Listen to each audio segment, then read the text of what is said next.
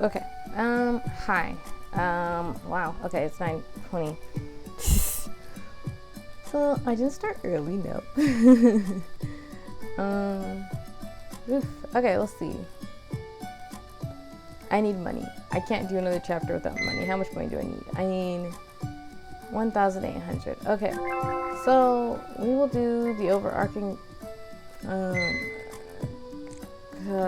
recap. This is the guys route run. This is Neil Forrester. I did put a little bit of a recap in the chat, but let's go over it a little bit more.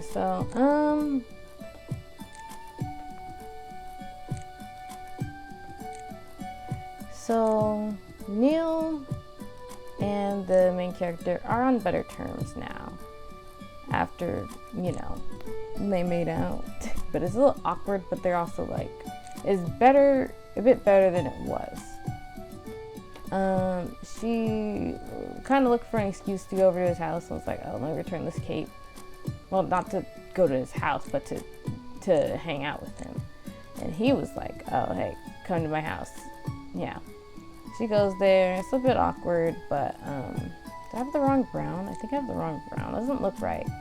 Maybe it is that. Do I have the wrong brown? They're accepting it, but I feel like it's wrong. Hey, okay. So she goes over to his house, and they have a little bit of awkward conversations, but also they just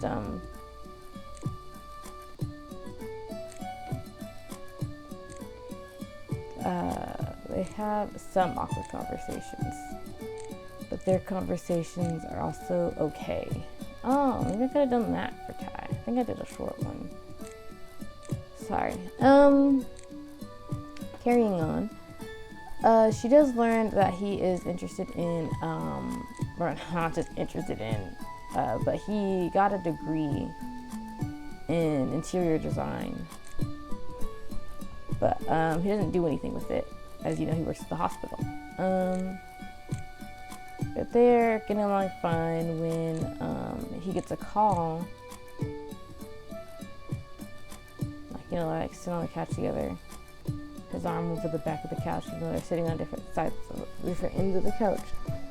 Anyways, their time is interrupted when Neil gets a call, and he goes to take the call, and then she gets a message from Angela. It's like, hey, you want to have lunch together today? So she goes ahead and agrees to that. And then when Neil comes back, he's like, I have to go. My cousin says something urgent. And she's like, Angela? Your cousin Angela? And he's like, yeah, I don't have any other cousins. And she's like, oh no, I just thought it was weird because she just invited me to lunch. And so they go down there together to see like what's up with this. And the thing is that Angela had a disagreement with Neil's parents for the nth time while she was drunk. Or in her words, she was tipsy at best. But anyway, so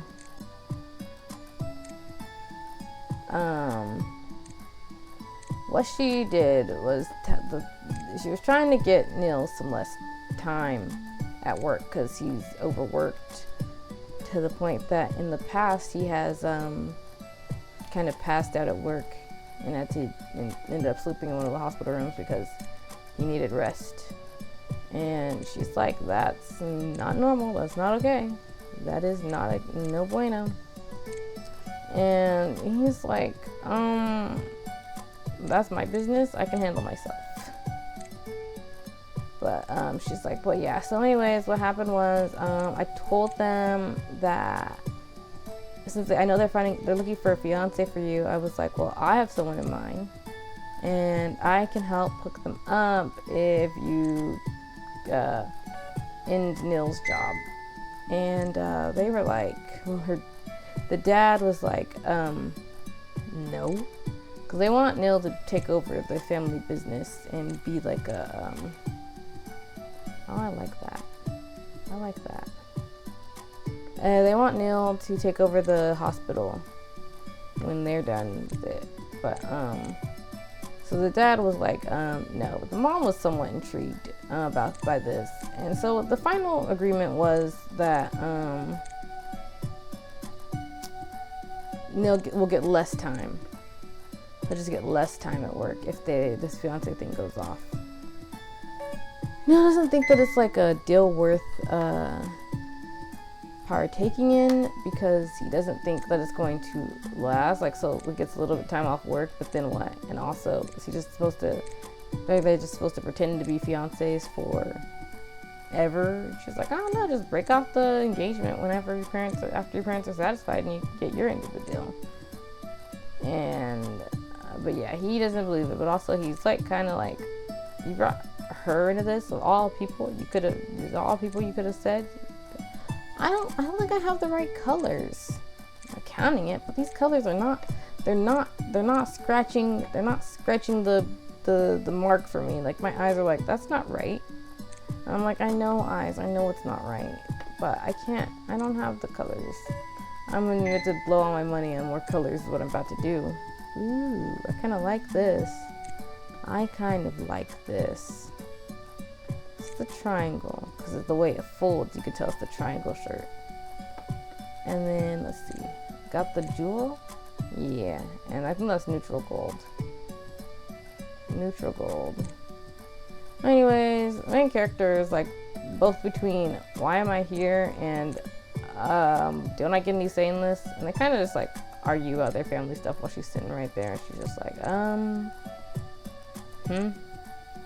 But in the end, when Neil's leaving after he's thoroughly offended her and his cousin kind of, she's like, yeah, well, I don't want to pretend to be your fiance. And he's like, well, I never expected you to. Yeah, you can kind of tell his feelings were hurt by that. But anyways, her and Angela are cool though, because like when they talk and she's like, I was just trying to help him out. She's like, yeah, I'm sure he appreciates having you as a cousin. And we're not that close, because she's like, oh, I hope I didn't like dampen your guys' relationship. And she's like, oh, nah, we're not like that.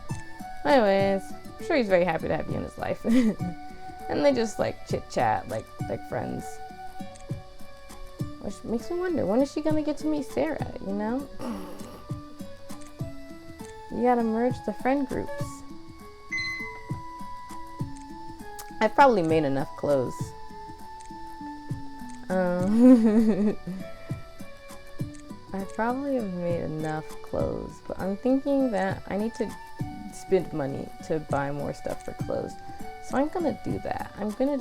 But I guess maybe I'll just get a bunch of money and then do that after I do a chapter. I'm not sure how long I'll be on today. I don't know so far I don't think I have too much to do. I just I have stuff to do, but I don't have like places to go, you know.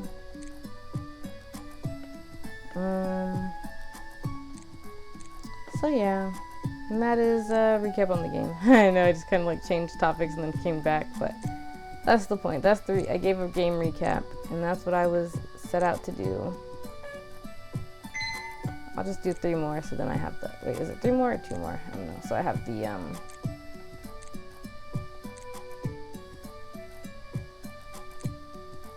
I like skirts. I should learn how to make my own clothes. Nope. The hard part about the designs is often like being able to tell which one goes where.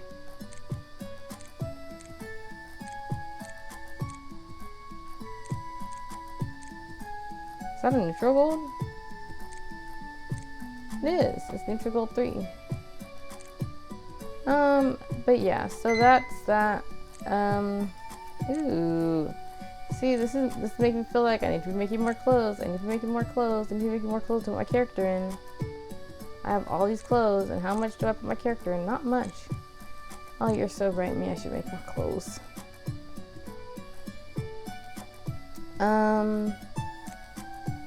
Bada bing, bada boom. I forgot to upload yesterday. I meant to upload the thing, but I had to check the opening because I forgot to turn on my... Okay, my mic's on right now. I've forgotten to turn off my mic while I was doing the setup. Like, I don't know, it's usually not on. There we go. Fixed it. It's usually not on, and then there we go, Tori. But wow, look how much money I made. So great, so great. I be making bank. Which speaking of, well, not speaking of, but I wanted to see how many chapters I have left real quick. If I play this game again, I'm gonna go ahead and try this guy's out because they might all be here.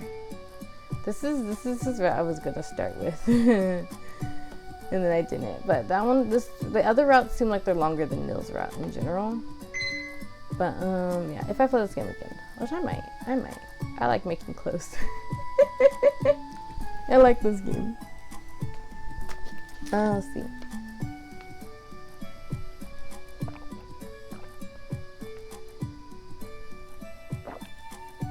Okay, we're a little bit more than halfway through.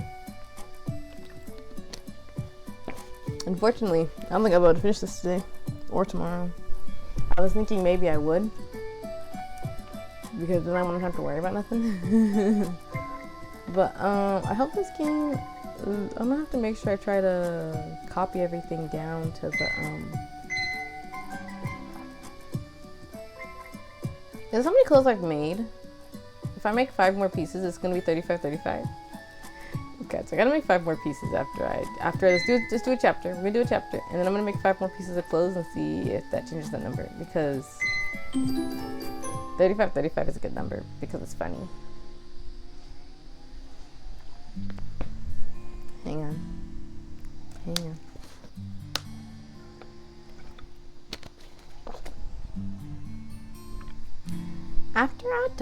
Oh my gosh, I thought I was so ready. After our talk in the cafe, Angela has commissioned me once more for a formal dress. This time, less naked, she said. I guess she doesn't have a date to impress. She invited me to the event as well. When I questioned her about it, she vaguely mentioned something about going to see the opera with some old farts and have dinner with them. She didn't give me much to go on, aside from the fact it should be formal evening wear. Oh, I should make a formal outfit. Since I don't have many opportunities to design and wear a gown myself, I accepted her invitation, even though I have never really been to the opera. Meeting both Nil and Angela has certainly given me plenty of opportunities to attend formal events where I can show my talents. As I'm stretching out some ideas after closing time, I'm alerted by a knock on the door. Wondering who would disturb me at this time, I walk over to the entrance and look out the window. My heart skips a beat when I see that it's Nil. I unlock the door and let him in. Good evening. I greet him with my heart thumping louder. It's late. What are you doing here? Nil steps inside. He seems anxious about something. It seems you don't check your cell phone at all that often, do you? My eyes dart over towards the counter where my phone is. I'm suddenly having flashbacks of how my back was pressed against the counter with Nil on top of me, and I try my hardest to fight the burning blush from creeping onto my face. Haven't checked it in a while. Why? Never mind that. I wanted to... He pauses, looking pensive. Discuss something with you. I fidget on the spot. I'm not quite sure what he means with that. I don't think I'm ready to discuss anything, really. My emotions are a mess. There's no way I'm going to be able to put them into words. Like? I ask carefully. It's a bit awkward standing so close to him now, with what feels like a crime scene of evidence behind me of what we did several nights ago. Oh my gosh, I was just making out. Stop it. Stop talking about it like that. She's so embarrassing.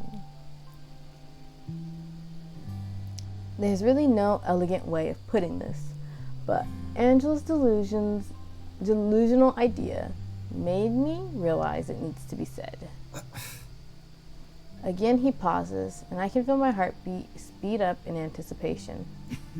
He clears his throat, looking clearly uncomfortable. I think we should stop being in contact with one another. That music change. Sorry, I really like the music. My mind goes blank. It's for the best. This way Angela won't be pulling you into her weird shenanigans. And I'll have some peace and quiet as well.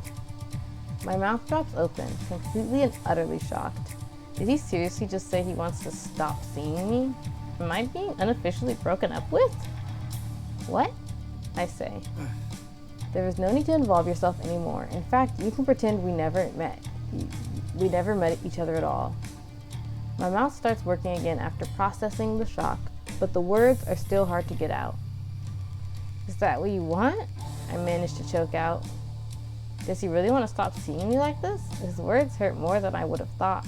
Perhaps I was in too much of a blissful state to realize I was in too deep already. Neil's eye twitches, and I can see him losing his composure. Isn't it what you want as well, to not have to engage with me ever again? I look at him, lowering my eyebrows. I don't know what to think or how to feel. He's right. I didn't want to have anything to do with him a few months ago. I wanted to be done with making him a blazer, so I can get on with my life and pretend I never met this immature brat. This immature brat threw me into turmoil at the night of the ball. But this immature brat threw me into turmoil at the night of the ball. We kissed. Not once, but twice, and the second time was definitely no accident. I've been avoiding thinking about it deeply since then, because confronting my feelings, confronting Neil, seemed like such an insurmountable task. A task that scared me, as it meant facing the unknown. I don't know what I have with Neil. I don't know why I kissed him or why he kissed me. These questions are burning inside of me. Am I never going to get an answer? So, right, in case you're new to this game, this game has two types of options: fierce options and kind options, and they just decide how the end of the game ends up going. So there's no wrong answer, just because you can end up with the character either way. It's just gonna shape which path. So anyways, and I'm going down the all kind route. So anyways, fierce, we have fine. If that's what you want, then you can leave me alone. And the kind one is no, it's not what I want at all. And that is which option we'll be choosing. No, it's not what I want at all. Neil's taken aback by my answer. Then gives me a conflicted look, like he doesn't know what to do with me, how to respond to my blunt answer. It's like I hit him with a wrecking ball. I daringly take a step closer to him. And you can't lie to me and say it's what you want as well. My voice is low and steady, even though my heart's beating out of control. Neil jerks back, putting distance between us. Can't you see I'm trying to do you a favor here? Angela crossed the line. She has no right to drag you down into our family business. So I'm here cleaning up her mess. You don't need to feel responsible for me. You're nothing to me. Well, ouch. I gasp. That hurt. Yeah, ouch. Goodness. I take a step back, lowering my head and trying very hard not to let it get to me. My hurt is quickly masked by the anger that wells up inside of me. Fine, I snap at him, then leave, and don't you dare come back. The more bite my words have, the less I feel my heart aching for him. See, it's what you want as well, he says with a nod of his head. Oh my gosh, I can read. He says with a nod of his head, like he was right all along. Insufferable. I should have said a word there, but I didn't. I angrily point at my door. Leave, I yell. Neil huffs at me in anger. Goodbye. Then he turns around and leaves the store. I like that this game includes like footstep sound effects. Just so you know, like, you know, like they have those footstep sound effects. That's cool. I once more collapse against my counter, but this time it's for an entirely different reason than last time. I'm angry and I'm hurt. I didn't realize Neil's words would sting so much. Then again, I don't know why I would ever delude myself into thinking Neil cared about me, even if it was just a little. He's always looked down on me anyway. It doesn't even matter if I was some kind of hero to him when he was a little kid. After all, he's not a little kid anymore. He's a grown man making his own decisions in life. And he's decided he doesn't want to see me anymore. I checked my phone real quick and noticed I have 2 messages and 1 missed call from His Majesty. Both messages are him asking if we could meet up tonight. My finger hovers over the delete contact button. I don't know what to do.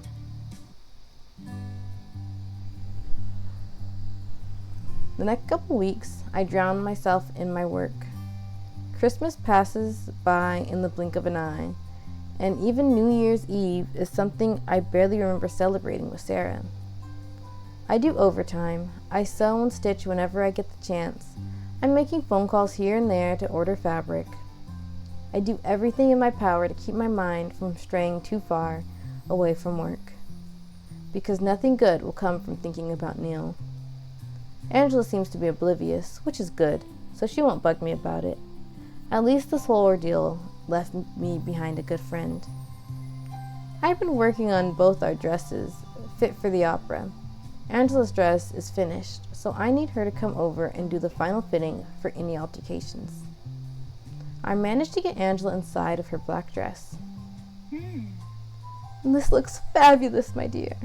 Angela coos at me is that too loud? When she sees herself in the mirror. She makes a few flashy poses, trying to look sexy and haughty. I make a few notes to tuck it in some bit at the bottom hem, but the dress seems to suit her just fine. I breathe a sigh of relief. My work paid off. Angela undresses and hands it over to me. I carry it over to my sewing machine and start taking in the hem. Have you ever been to the opera before? It's nothing fancy, really. People who believe themselves to be important attend it to inflate their egos. Don't let it get to you. I give a small chuckle while I push the fabric along the needle. Then why did you get an invitation? Well, says Angela, a bit dismissive. I get invitations to loads of events. I have to network where I can, you know. And for you, it's great as well. People might want to know who made this fabulous dress. Lord knows I've been praising your name from the rooftops since last time. And thank you for that, I say. Although I've yet to hook another client such as you. Well, I guess we need to change that, no? Angela winks at me. I'm sure something great will happen. So who is it that invited you? Are they okay with me tagging along? I ask. Maybe I can snag them as potential clients. Just some old couple. Lovely people when they're in a good mood. Not so lovely when they're in a bad mood. But it's absolutely no problem that you're coming along. I think she's still doing her plan. I think it's Neil's parents. Which, while I haven't paused here to talk, I'm also going to say it's really funny for Neil to be like, yeah, we can't talk anymore and everything will be solved. Because, Angela is our friend too at this point. Angela and the main character are friends. They're friendzos. So, you're just making things more awkward, Neil. A little bit, right? Because, imagine you know a pair of cousins, and then one cousin's is one of those cousins are like, yeah, let's not talk anymore. And the other cousin is still like, hey, bestie, what's up? Especially those cousins are close, I told them all about you. They're excited to meet such a wonderful and talented young woman such as yourself. I wonder just how much Angela told them about me. It's not like I'm anything special. I guess we'll see. I give the dress back to Angela once I'm finished, and she tries it on once more. The cut of the hem is looking a lot better. Angela seems pretty stoked at the final result. She takes it off and neatly places it on the counter. Dazzling, simply dazzling. All it needs is a nice diamond necklace to finish it off. I bite my lips to prevent myself from making a snappy comment about me not being able to afford something like that unless I worked for 10 years straight. Sometimes Angela really does seem to live in a whole other world. I wonder how much money she makes doing pottery of all things. Right, I heard about your job. You make pottery? Angela smiles at me. I make all kinds of art. Love.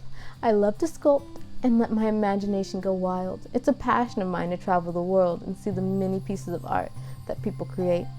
Italy had only been my latest escapade.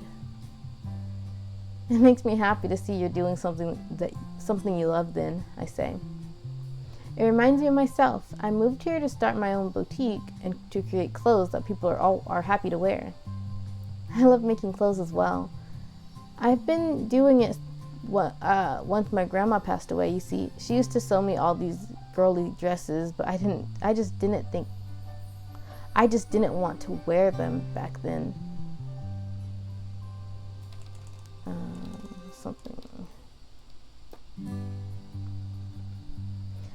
I wanted to play in the mud and get dirty. I didn't want to be girly, so I never wore those dresses. Angela looks at me with a comforting smile on her face, letting me say my piece. It's hard to imagine you as a tomboy, she chuckles. I really was, but after my grandma passed away, I was left with these boxes full of dresses she made for me. It made me so sad. I cried for a whole week straight in the attic with that box. My mother gifted me the sewing machine my grandma used, and I guess I fell in love with it ever since. That's a lovely memento of your grandmother, Zora. I'm sorry you had to say goodbye to her so soon. I smile at her, happy to be reliving my memories of my grandma. That's okay. She gave me a passion in life.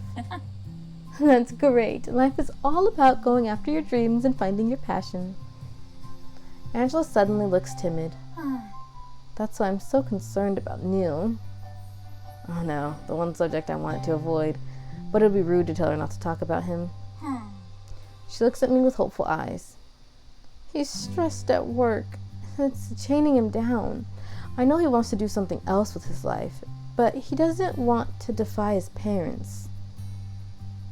I'm conflicted about wanting to hear more about Neil and wanting to tell Angela to stop talking.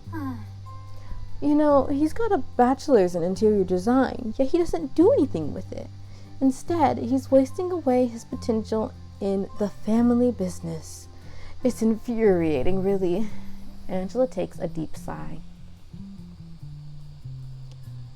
Is that why you wanted me to pretend to be his, I ask, a bit hesitant. Oh, that, Angela says in a dramatic voice. Actually, his parents have been looking for a fiance for a while. They want to get him into an arranged marriage as they fear he won't get into a relationship on his own and give them the lovely little grandchildren they so desperately want. When I told them if they cut down on his work hours, he might have time for a relationship. So I kind of proposed the idea. They really do live in another world to be talking about arranged marriages. I feel sorry for the person unlucky enough to be a candidate for such a marriage to His Majesty. But don't you worry, everything will be all right. I've got plans, Angela says, determined. I wonder what she's scheming now, but decide against asking her. I know what she's scheming. Yeah, you're about to meet his parents. She's about to be like, this is the girl. Now let's get this dress back into some plastic so I can carry it home. Oh, right, about your dress. Have you started on that yet? I've made a few sketches and have a general idea in my head, but I haven't started the construction yet. She gives me a devious smirk. Pick something dark blue. It'll go lovely with your eyes. I suddenly remember something I needed to ask Angela. About the ticket to the opera. How much is it? Angela shakes her head at me. I invited you over. I can't expect you to pay for your ticket as well. No, don't worry. This one's on me. Angela stays with me to discuss some more ideas for my dress before she leaves to go home. The date of the opera is in 2 weeks, so I better hurry and finish my dress. I hope I don't run into Neil since I'm hanging around with Angela.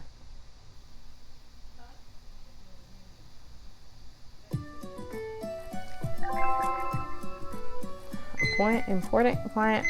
Let's see. It's me, isn't it? Is it me? Is it me? It's myself. I like that. They better give me that.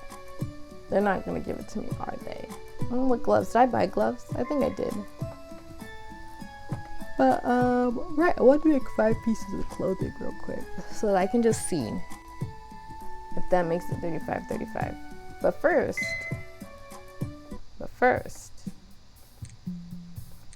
how much are the colors?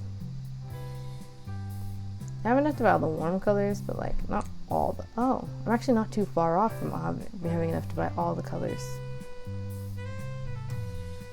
Which would probably be a lot of colors, but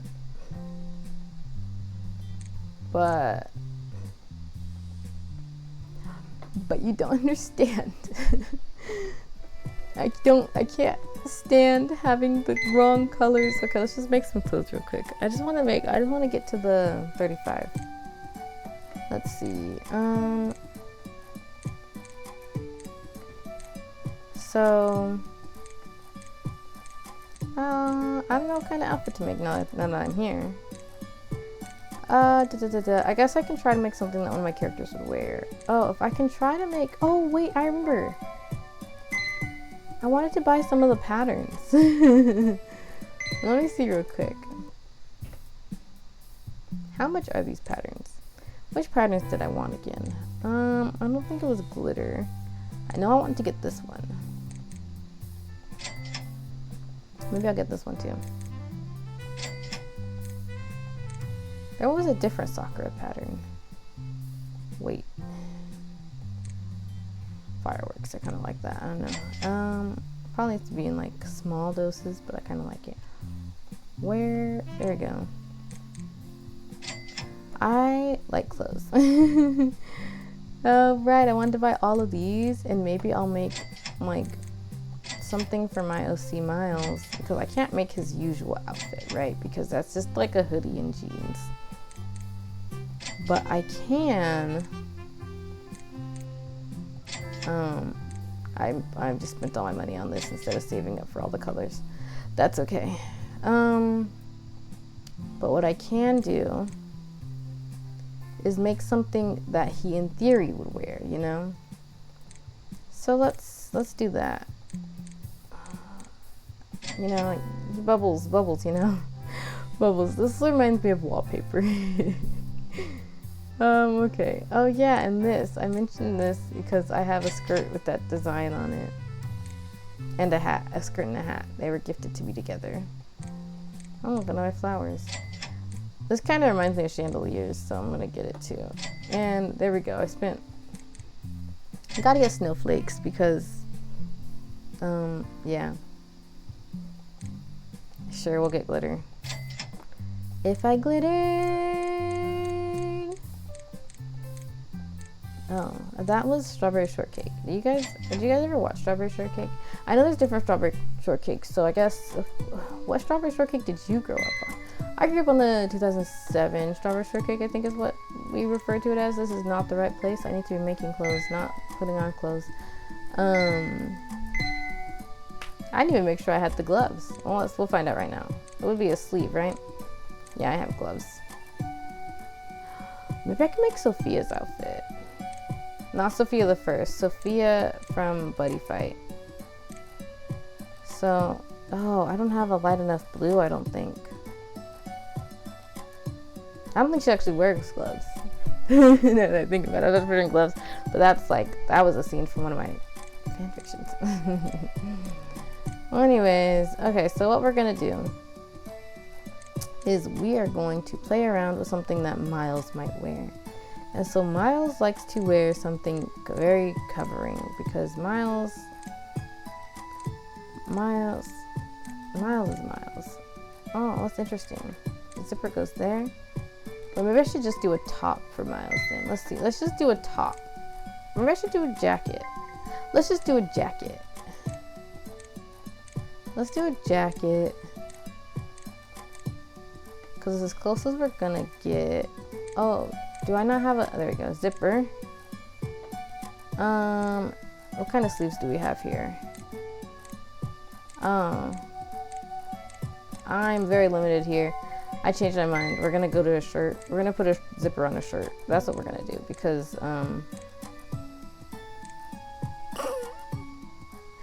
I said so. Does it have a, did the zipper stay?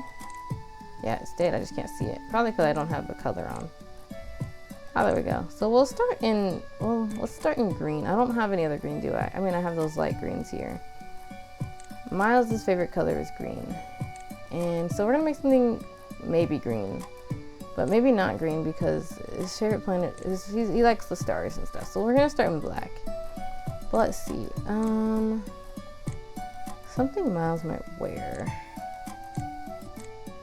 Let's see. Like I was saying, he likes wearing more covering clothing and looser fitting clothing. So maybe that. And then for sleeves, yeah, he's gonna need those big old sleeves. Yes. Yeah, we're gonna need these ones. He likes to hold the ends of his jackets when he's he likes to hold on to things when he gets like nervous. So he likes to have long sleeves because it's immediately something he can just grab onto. Ooh, see, black looks good. Oh, what was that? Oh my goodness. Maybe not in blue for that one. Okay, so let's see. Oh, okay. Don't mind me. Oh shoot, is my sound on? Nothing. Anyways, that I kind of like that. So here we have our stars, and I want to do something stars based because it's Miles. Wait, can I put stars on a zipper? If I leave the zipper, okay, wait. Let's put. Where's the stars? Here they are. So let's do this one, and let's not do it. No, let's do it in. Let's do it in green. It's kind of noticeable in green. Oh yes, maybe that's how I can have green here. I feel like, you know, galaxy stuff is usually like purple and blue, but we'll see what we can do. Let's go back to the zipper real quick. I need to. Maybe the zipper should be green, and then the stars can be like something else. Maybe that'll work. And then maybe on the sleeves, the stars can be like a light green. Which stars did I just have them on? I had them on this one. Oh, because it's like glow-in-the-dark stars. Now it looks like glow-in-the-dark stars. I like that. I like that. Wait. Okay, we'll do this. Me making outfits inspired by my characters, even if it's not something they actually own or would wear. I mean, I think he would kind of wear something like this because it's like very flowy, and I think like he likes loose. I know this isn't like loose right here, but I think he likes like loose things. I guess I could. No. Yeah, I like the zipper there. Oh, I didn't even think about the collar. Let's see. Would he need a collar? Yeah, I'm gonna go with this one because it reminds me of a hoodie. But maybe it should actually flip it and be green with a little bit of black on it. Let's see where the stars go. I'm getting really excited about this for like no reason. Okay, there. We'll have. Well, then maybe the stars should be black on the zipper too.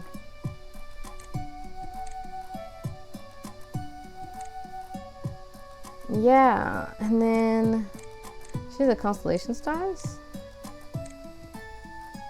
No, we'll just give it like these stars. Okay, there we go. This is coming along nicely. I'm liking this. I'm liking this. Oh, okay, so it's got the collar. We don't need. Yeah, we don't need that. Okay. Anyways, there we have it. That it'll be the Miles shirt. That is as close to what we're gonna get, because he actually doesn't have a zipper, because he wears a hoodie, so he has a pocket. But I don't know how to do a pocket. Anyways, there, I made a shirt. That's one thing made. I said I would make 5 things. Well, actually, let me just see if that changes the number, because I never actually checked. Oh, it didn't change the number. Maybe that's how many clients I've worked with. Well, anyways, I'm excited though now, because now I have to give him some pants though to go with it. Should he have pants to go with it, or should I do a skirt to go with it? Because skirts are automatic. Well, I just probably. Well, I could probably just. Okay, wait, hang on. Oh wait, let me. Right, I wanted a gray. I wanted a gray for the. Well, let's try something. Let's try a light green. Okay, we'll do that. And do we want to try to put stars on this? Let me see. Let's see. Do we want to try to put, or is that too many stars? Ooh, actually, I'm gonna have to do it with and without the. Okay, let's see. And if we do really, really light green. Well, I don't know if that'll look okay with the shirt. Like, is it too many stars? It might be too many stars, huh? Okay, well, we'll do it without the stars. And then we'll come back to it later. Yeah, I kind of like that. Okay, yeah, so we'll do no pattern for now, and we'll finish this, and then let's go put on our Miles outfit. I made clothes. Okay, so there's that, and then, oh, wrong thing. I'm gonna do that, right, okay, I mean, she still needs to be wearing socks. Everyone needs, well. But Miles probably doesn't wear that long of socks. But anyways, I always default to just putting them on in the color that needs to be. Oh, like this is a star on it automatically. So let's put this on. We'll put on. That green looks better. Okay, and then let's go ahead and change the hair, and let's get rid of that bow, and let's put on these glasses. We're gonna make them black. And that is as Miles as we're getting here. It's not perfect, like in terms of Miles, but I do kind of like it. And I guess maybe it wouldn't have been too bad to have stars all over the pants. Does that mean I should go do that? Should I go do that? Right, because there's no stars here, so then this looks just like one big block of color. Okay, see, I'll make one more pair of pants. Or should I do a skirt this time? I'll make a pair of pants, and then maybe oops, I forgot to change the length. That was really funny. Okay, okay, so we're gonna do black pants. We'll add stars all over them. Let's add some stars all over them, but I think it should be these stars, because they're more spaced out and stuff. And then we'll add these cuffs, and these cuffs should be the very, very light green that we have here. So I don't have any other green. And then we're gonna put some black stars on here. We're gonna do these ones. And we're gonna make a skirt as well, just because yeah. What kind of skirt would Miles wear? If I had a skirt in honor of Miles, what color would it be? Can you put design on those? It's kind of awkward, but can you? Wait, this shouldn't be black. This should be the light green color. And then the stars on it can be black. If I can fit stars on it. I don't know if I can. But you know what? I'm going to try something. So we're going to go here. We're going to do black. We are going to put stars all over it. I want it to be the same kind of stars. Ooh. Yeah, we're gonna do this one, and we're gonna make it that light green, even though I did the other green for the Well, what does that look like? Oh, actually, I like that better. So we're gonna change this to this green. No! I know what I'm doing. Anyways, yeah, so I should be remaking Paisley's outfit because I was like, oh yeah, that actually would have been better for her. But I didn't. And sometimes you just don't. Okay, so there we go. Should I add a waistband? Mayhaps.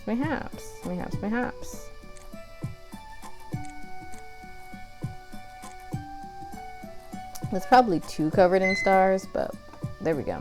I probably can make a dress now that I'm thinking about it with that skirt. I think that maybe that'll look better if I had done, because it's not going to cover up that part. And I can find a shirt that goes with it. Wait, what color did I make those? Oh, did I click on the wrong color for those? Or did I make them the really light green? I don't remember. But anyways, we're gonna try these pants. Yeah, I think the sleeves is the problem now because they're the wrong color. Well, oh well, there we have it. That's our Miles outfit for now. I gotta do some client outfits. I didn't even look to see if I have. Oh wait, yeah, it's just the gloves, right? Or do I? Yeah, I think I should have all that. So we'll make 4 outfits. You know, you do you, Cindy. Because this is like interesting to look at. It's not like bad, but it's like, yeah, I thought so. Zipper. Oh, that's not gold. You're worth more than gold. Oh, did I get it right? Exactly. Oh, there we go. There you go, Cindy. It looks kind of like a robe, which makes me feel like I should go buy robes because maybe people are just trying to make things, but what they can, because I'm not providing what they need. What's that? That's another neutral gold, I think. Oh shoot. Oh cool, look. You can't look actually. On my it's A3, the earlier my alarm went off for A3 time, and I did open it up this time because I often forget to open it up after I play on here. And but also I wanted to open it up because it's Muku's birthday. Muku's one of the characters, one of my favorite characters though. But like the cool thing is that it's his birthday and he's also in my daily lineup today, so that's cool. Happy birthday, Muku. Give me 2 seconds, I'm sorry. Oh no, I didn't get the picture. Dang it, my phone sucks. I don't even know what his quote was for the day. I always take a picture of their quotes for their birthdays. That's my bad. It's because my phone is kind of a thing right now. Oh. I might not actually have the right shape for the other dress. Because I don't think it was pointy. I think it was round. Gosh dang it. I'm going to have to go back to the store in a second. Anyways, where's the... Oh, here we go. Right. So... That's not right. Do I have another yellow? Yeah, there we go. There we go. That's much better. Better. Much better. What's this? Winged? Yeah. It's red. Is it that red though? I don't think it's that red. I'm disappointed. I should have waited longer. But that's just how the cookie crumbles sometimes. I am kind of get a little too specific about things sometimes and the way things should be done. And I just want to make sure I got this thing right. And that's kind of my downfall. So now I'm going to be a little disappointed for a minute because I could have just waited a little longer. I could have taken off my screen protector. My screen protector is kind of broken right now, so it kind of just comes off whenever it wants. So because of that, it also makes it hard to do things. So I should have just removed it completely so that I could get that picture properly. Or I should have just did a normal screenshot, but I didn't think about it because I was trying to hurry. Because I did it at a bad time. And that's on me. But yeah. Anyways, A3 is game about actors. I think I've kind of briefly mentioned it before in a different stream, but I think it was when I was still playing Pack the Sis games, when I was going over what A3 was even about. It's not the right link. Why did I just do that? I know. I gotta get them to get the thingamabob the bob the be the boom bop bop bop. Oh wait, is that my Tailor experience? That number. Remember how earlier I was like, I don't know how to check my Tailor experience. I'm so sad I missed Muku's quote. Oh my gosh, sorry, I looked down. My phone's right in front of me. I gotta chill out. I'm just really disappointed in myself.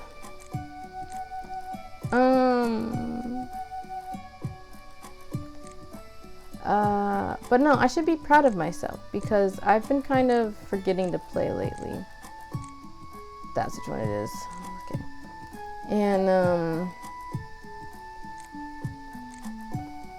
I was saying something completely different before I glanced down, but I don't remember what it was now.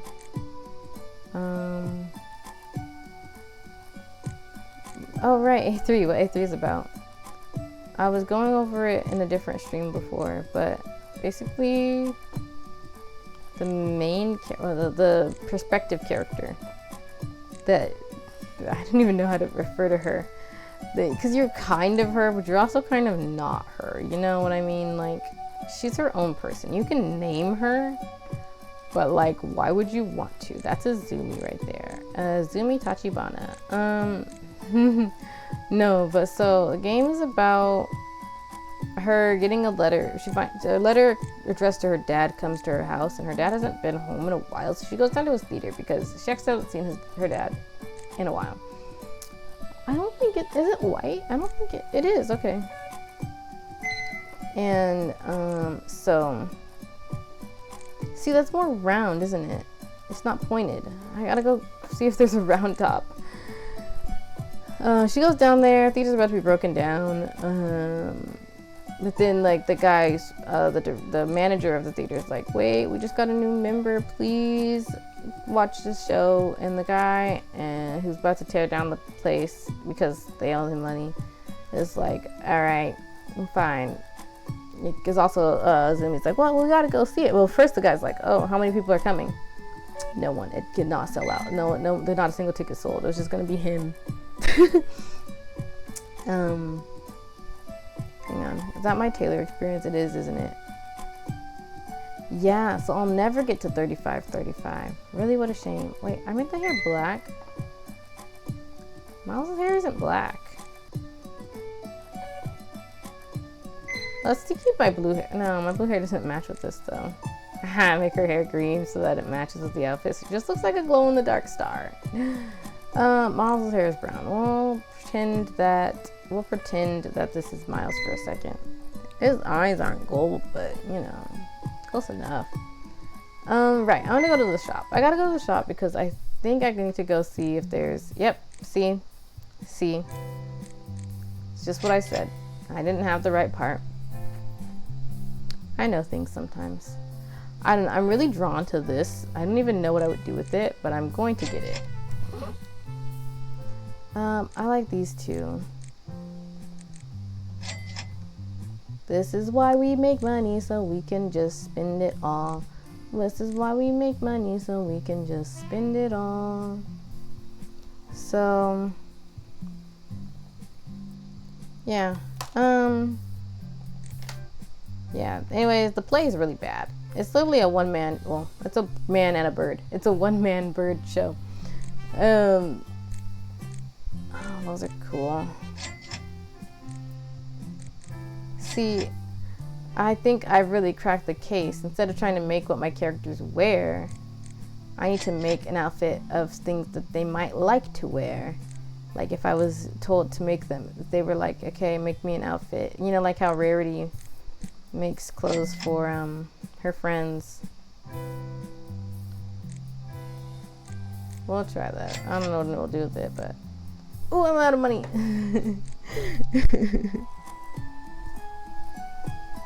Yeah, I feel like I'm looking at this and I don't hate it, but I feel like I could do better. You know what I mean? I think that's the wrong one of these. Maybe this was the other green, but I wish I had used that green now. Anyways, back to these clients, because I gotta make money. I need to make more money. I'm not teenaged anymore, but I still mess up and I'm insecure. I thought I would have learned by now, but I still sleep in and play music loud. I'm not ready. No, I don't know anything. I never learned to count past 23. Yeah, sorry. Count past 23 by Going Spaceward. Quality song there. Quality song. What am I looking at? Japan. It's very pointy. Let me change the color of this because I can't see what's going on. Okay, it was that one. Okay, figured it out.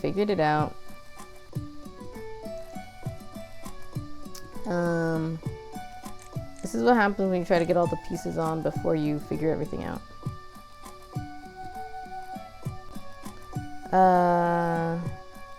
Let's see. Sleeves. The sleeves are these cute little trumpets. Farmer sleeves. Sorry, trumpets right next to it, so I misread it. As I do. Okay. I crack myself up, and that's probably like a good thing, but it's also probably a bad thing because like I'll say the most unfunny thing and then start laughing, and then people will be like, I missed the joke. Like it has happened before where I was just like talking and telling someone a story about something.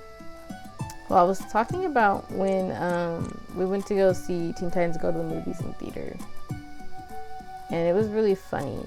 Like I was laughing because like we had been the ones laughing the most in the theater. Yeah, sorry, I liked the movie. I thought the movie was funny. We saw it because my brothers watch it. I don't have the right brown. They're gonna accept it anyway, but this brown is not dark enough, and this brown is too dark for what they're asking for here. We'll give you the darker ones. Yeah, we'll give you the darker ones because this is just it's not cutting it. Anyways, is that everything? Yeah, that's everything. Okay, give me 2 seconds. Wait.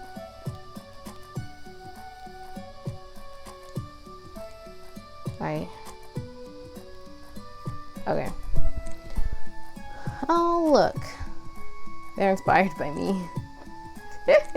Right, but like I was saying, sometimes I like start laughing because it's funny to me, but then like I'm the only one it's funny to. And that's where the issue probably often lies in a lot of things. But I don't think it's bad to laugh at my own jokes, even though sometimes I'm laughing before I've even told a joke. But yeah, with the Teen Titans Go to the movie story, I was talking about how we were enjoying the movie, and I was like laughing while I was talking about it. And like the person, I was like remembering something funny about the movie, but I'm just like, it's funny to me. And I tried to like tell one of the things that was funny in the movie, but like it didn't come across as funny as it was in the movie. And I was like, well, you gotta go see it. That's neutral gold. And yeah, I was like, well, it's funnier when you see it. And that's the thing with me. Like things are funny to me, but how I depict it to others is the hard part, you know? Yeah, I think I made this skirt right. Yeah. I haven't been keeping count, so that's my bad. I don't know how many outfits I've made. I kind of like how this looks, though. This is why you buy more stuff, because then people will try out more things, and you'll be like, you'll know what you like based on what other people like. Yeah, I thought that was too bright. I think it's a neutral gold again, isn't it? See, everyone likes neutral gold better than they like yellow, which is kind of a shame. I like yellow. Oh, I made that too long. Oh, you know what it is. I don't have the right design on it. There we go. See, I know what I'm doing. It proceeds to click the wrong color. Okay. Was that 3? If I make this for myself, will I get the bonus now? I think that was 3. Let's try it. Let's try it. Yeah, I have the right top right now. Neckline will be Sweetheart. This is a dark blue. I don't have a dark enough blue. That's my darkest blue. It's a failure. Well, let's know for sure Z if I actually even had it, you know. Watch like I not have had it. Have not, and the have-nots. The have-nots are coming. It's hard to listen to you with a straight face. Oh, I don't have the right brown either. Am I just looking at this wrong? Is this the same color brown? It doesn't look the same color to me. Okay. Alright, let's go back to the store. Let's go back to the store because, that's frustrating.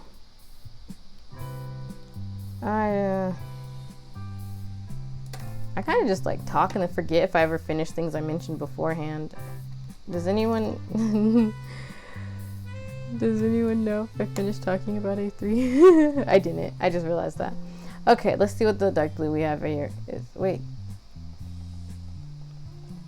Do I have the darkest blue I have to offer? That's cyan. There we go. Deep blue. It's the deep blue they want. I don't think it's the blue. There was another. Oh, right. I don't see. Look. What do you mean? Was that brown really what they were looking for? I don't believe it. They're looking for this. No, because I don't have any skin colors. Neutral brown. I don't think I have any neutral browns. So they couldn't have been looking for that. Okay. If you say so. Oh, right. Should I get... I don't have all of this stuff. This is a robe. This is... Or should I just keep buying the sleeves? Should I just buy more sleeves, guys? I really like sleeves. We're buying this. I know. But they're so cute. I actually had a shirt with a sleeve kind of like that. It's gone now. That's the sleeve I just bought. Ooh, I'm completely broke now. Yeah, that's my Tailor experience. You know, the higher my experience is, the more money I make. And that is cool in my book. Because that's why I can make money so fast. That's why it's totally fine that I spend all my money so quickly. There we go. I was worried there for a second. that I didn't have the right green, and they're asking for like green, but I didn't have the right one. Yeah, that's what you're asking for. That's not what I meant to do. I meant to click here, and then that's... Nah, that's not right. There we go. Yeah, that's better, right? Yeah.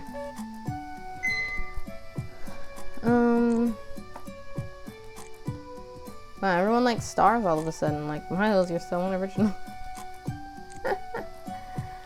I know, I made the character. Yeah, it was fun to make an outfit kind of like inspired by his interests. So maybe I should do some more of that. Simply for my own interests. But I know, I gotta continue on with the story, but I gotta now make this outfit first. And in order to make this outfit, I need to get good. I need to... Is it round? What kind of neckline is that? The sleeve is throwing me off. It's definitely not one of those. Is it this one? No, because this has a little shape there and that doesn't. It's not that, because you can see the shoulders.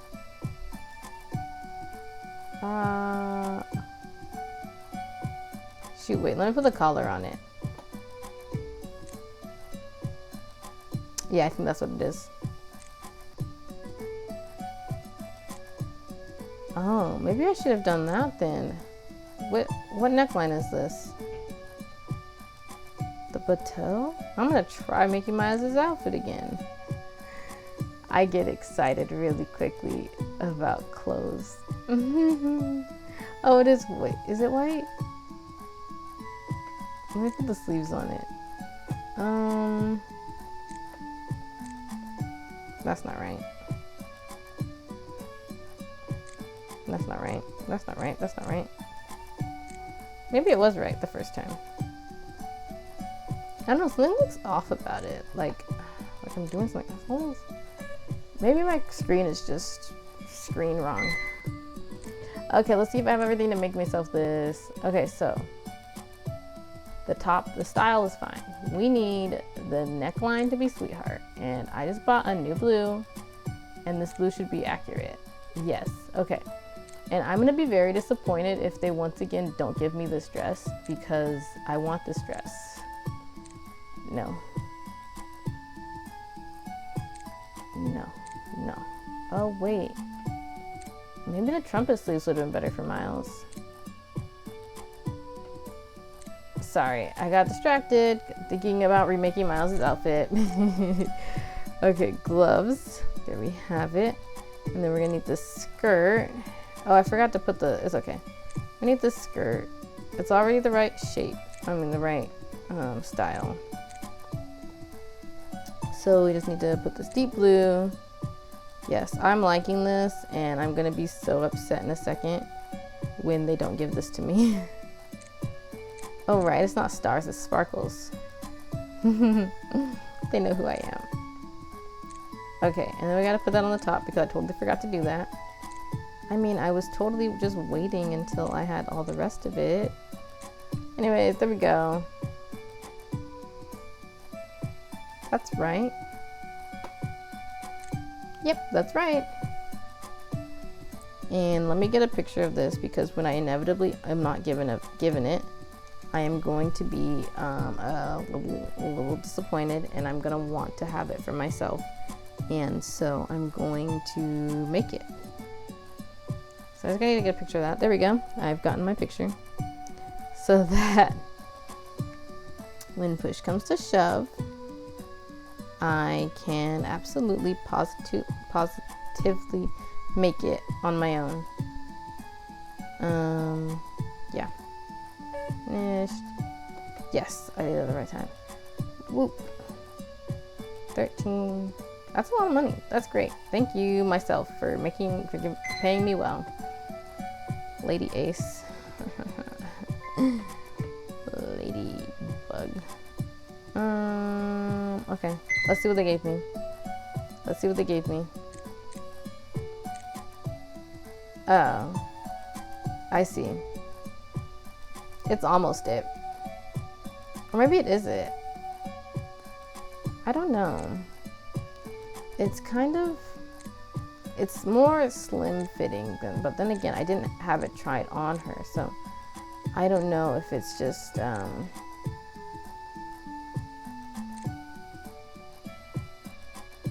yeah, they can't see my shoes, but it's very important to wear matching shoes with your dresses. I mean, not really. I mean, color matching, not like style matching, but and then we're gonna give you back your blue hair, but we're gonna do the nope. Yeah, we need that blue. Wait.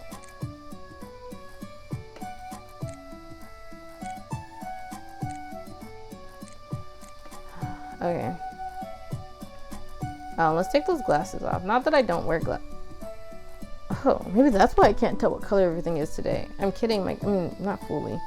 My eyes aren't terrible. My eyes, I can see. I don't know how to say this.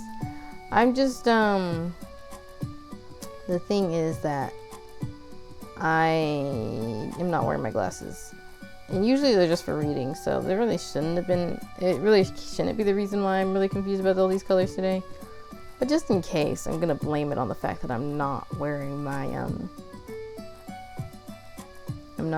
glasses. Cause, yep, that's the easiest thing to blame it on. I really would like to do, something with this blue. but I keep feeling like it isn't matching for some reason, and I feel like it's like, well, that's the best one so far. Oh, that one looks okay too. Well, I'll leave it. You know, let's just pretend. But I'm gonna try to remake that dress really fast and see if it looks the same on her if I put it on. It's gonna be real quick. It's gonna be really quick. It's gonna be really quick. I know. I just spent like probably like way too long making clothes. But you know what? That's half the game. Half the game is making clothes. And if you can't just sit there and make clothes for an hour, are you even playing this game right? Probably. I think there's not really a wrong way to play this game. I mean, if you're not having fun, you're playing it wrong. I think that's how it goes, right? Or is the game, if you play a game and you're not having fun playing it, are you playing it wrong, or is the game not fun? Oh, that's the question, right?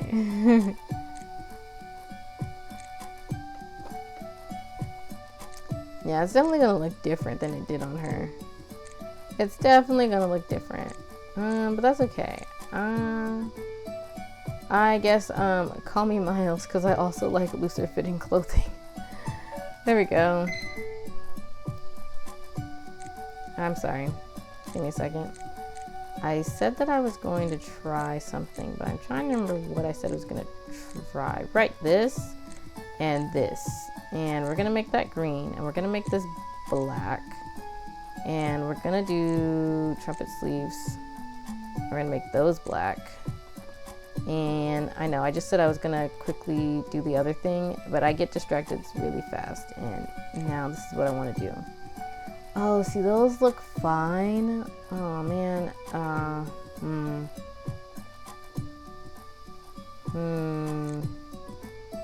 Yeah, that's what green I used last time, and that's why it doesn't look right with everything else, because I didn't only use that green. I only used that green once. Okay, let's see. And then we're gonna, do we want this? Do we want a zipper? We don't want a fade. We don't want a vest either. Do we want a zipper though? Sure, we'll leave the zipper. And then let's do floor length. Floor length skirt. Circular, no, oh. Yeah, we'll just do the A-line, and then, I mean, I could do that, but I think I'm gonna do this one, and we're gonna cover it in stars. We're gonna cover it in glow-in-the-dark stars.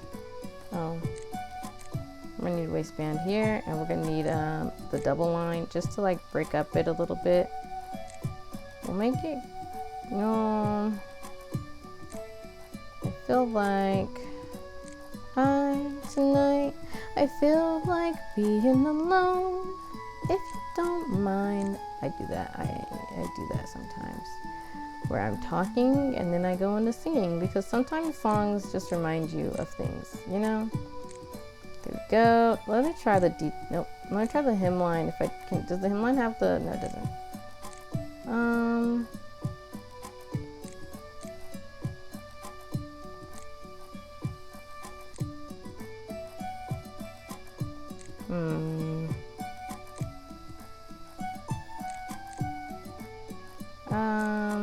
I don't know. I feel like maybe I just shouldn't do it. Okay, wait, let's try this. Yeah, let's try that. And then we'll throw the stars on it. And there we go. Was that too many stars? Let's try,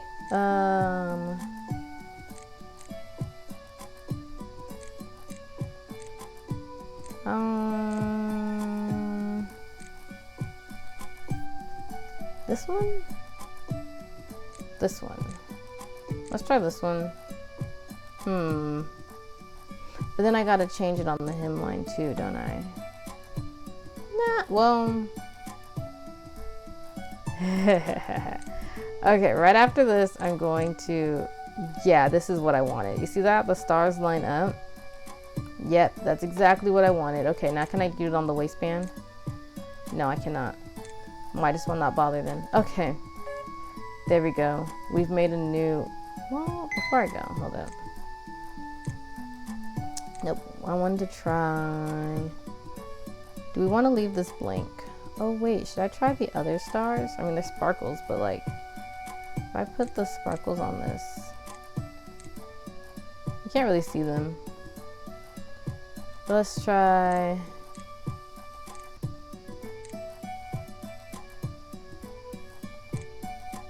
Is that too much? That is the question, isn't it?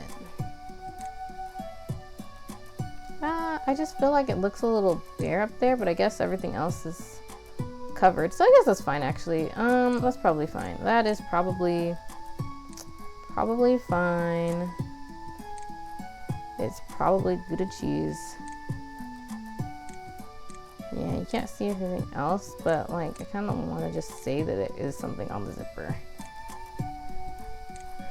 You know, you can't really tell what it is, but I think we're gonna go with that. Nah, we'll do stars, just to keep it in the family. There, good enough. Okay, I apologize. I will go on to the story now. What time is it actually?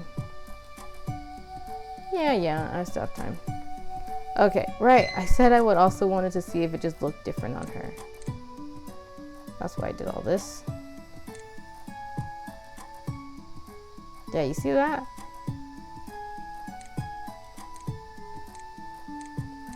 It's the same but different.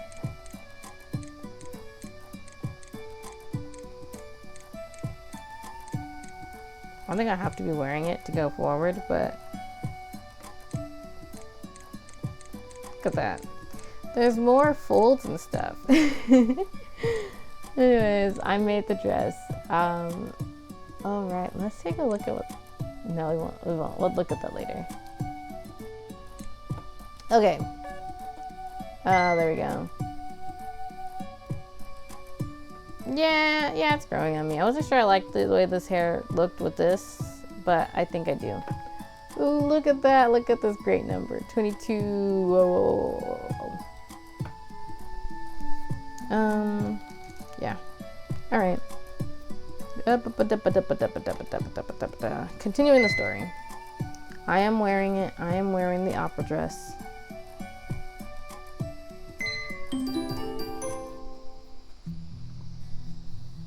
Oh, it's cold out. You should have told me. I'd put on. I would have added another shawl thing to her new one I made, and then I could have just put it over it again. Would have been cute. Oh wait, no, I couldn't have because of the gloves. I mean, I could have done it. Well, let's not worry about it. It is almost 6 o'clock, and I'm waiting for Angela to pick me up at my home so that we can attend the opera together and have dinner afterwards with her guests of honor. I'm all dressed up, and I'm a little bit nervous as I've never been to an event like this and will probably feel out of place, much like I felt out of place at the ball, but I have to stay strong. It's snowing, so it's hard to make out what's going on in the distance. I can hear a car pull up and see a very fancy-looking car on the street. And inside, I see Angela, who waves at me, beckoning me to come over and get in. Oh my gosh, I can read, guys. Quickly, I make my way over to the passenger side and open the door, making myself comfortable as I slip into the seat.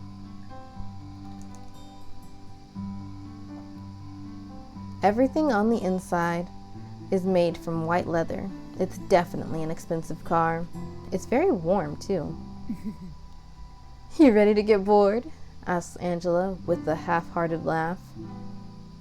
I simply smile at her. I'm excited and nervous. Don't be. You probably won't even be able to follow what's going on, and the dinner won't be that exciting. But enough about that. You look lovely as always. That dress is to die for. Perfectly styled as well. I blush a little at the compliment. I should try to make Angela's outfit. I like that cut, though I don't think I have what I need for that. Angela presses the gas pedal, and we're on our way to the opera house.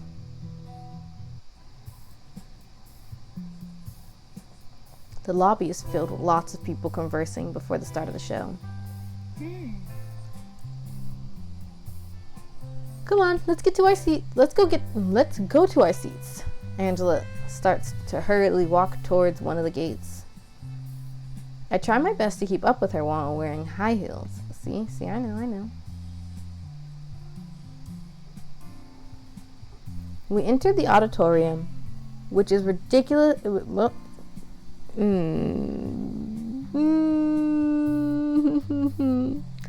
Which is richly decorated with vintage designs, detailed with golden flecks.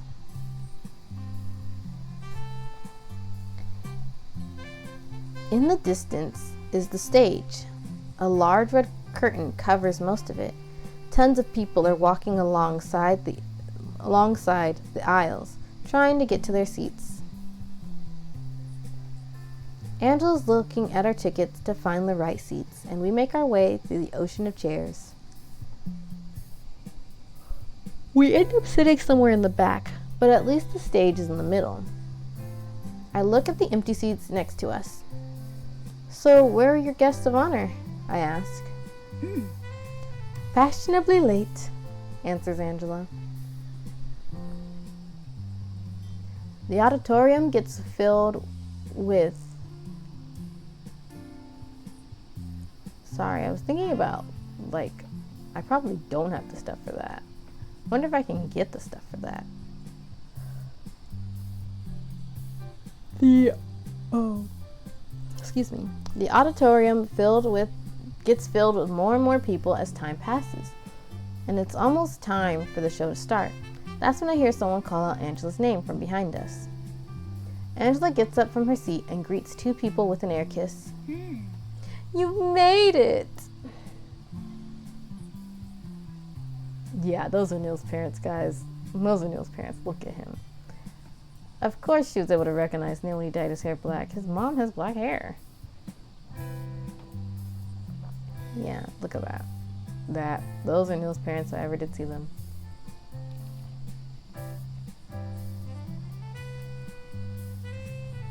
They're an older man and woman, both dressed impeccably well. They give off this rich impression. The man is very intimidating looking, exuding a position of power. The woman is frail and thin, but her white skin makes her look even more vintage, like she stepped out of a painting. This is the girl I've been telling you about. This is Zora Keller. The man sticks out his hand, and I quickly accept the firm handshake. Marcus, and this is my wife, Evelyn. Those names click something in my head. Those are Neil's parents. I shoot a dirty look at Angela, who gives me an innocent smile. Nice to meet you, I say in a low voice. I immediately take my seat again and cross my arms. Angela didn't say anything about meeting Neil's parents. Please don't let this be part of some kind of... I'm surprised you're wearing something even remotely resembling modest this time. I look up from my seat.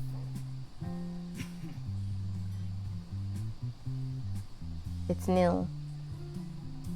Wearing a dashing tuxedo that makes him look sophisticated, but it's most definitely Neil. Angela, says Neil with a low growl after his eyes meet mine. Is something the matter here? Marcus inquires. Yes, there's something the matter here. Neil looks at his father, then back at me, then finally gives Angela a deadly look. No, everything is peachy fine, he says sarcastically. His father doesn't pick it up. You must be Neil's fiancé. It's so nice to meet you, dear. I've heard from Angela that you design your own clothes, asks Evelyn as she sits down. For a few seconds, I look like a fish out of water with my mouth open and closing at random. I'm pretty sure Angela set me up under the pretense of inviting me to the opera, when in reality, she was letting me meet Neil's parents to go through with her ridiculous scheme. And right after Neil said he didn't want to see me anymore. I could kill Angela right about now. I'm going to scorn her so much after this. Fierce we have don't go along with Angela's scheme, and kind we have be polite and go along with it. Why, yes I do. This dress was designed by me as well, I answer in the politest voice I can muster. It looks absolutely stunning on you. Don't you think so too, Neil? Neil, annoyed he's being asked for his opinion, simply continues to stare straight ahead of him and mumble something in agreement. Don't give me that kind of attitude, young man, says Evelyn in a sturdy voice. Compliment your date. It is only polite to do. It's nice to know that at least his parents were trying to teach Neil some manners, because I can recall the many times it seems he left them at the door. Neil finally acknowledges me. You look nice, he says. I know he's being forced to say this, but those words sting. Neil already made it clear he doesn't want to see me, so hearing fake compliments thrown my way only makes it worse. I want to escape, but I don't want to appear rude to Neil's parents, who don't really know what's going on here. It's not their fault Angela's a conniving little... I'm almost starting to sound like Neil there. Oh, the show's almost starting. Evelyn claps her hands to get our attention. Now, let's all enjoy this evening together. Speak for yourself.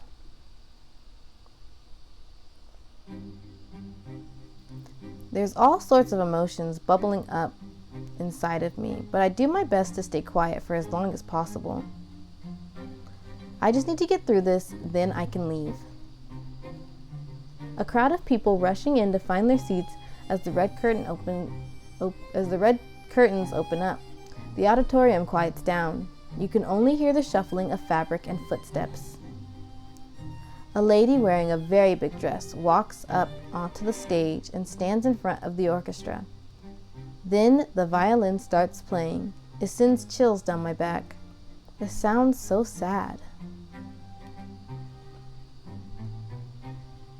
After a short intro of strings, the rest of the orchestra starts playing and the woman starts singing. I'll be honest, I'm only half paying attention to the show. I keep thinking about Neil being here with his parents and how Angela tricked me into coming along. It's simply not something I expected of Angela. I'm sorely disappointed in her for cooking up something like this. I want to leave as soon as possible. The opera slowly moves along. All the while, I'm sitting on the edge, and it's not because of the beautiful performance. Is it getting a little skippy with the lights? Maybe that was just me. Maybe it's not skippy at all.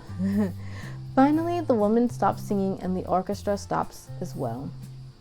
There's an announcement they'll be back after a 20-minute break. The crowd starts to leave their seats to grab something to drink or use the bathroom.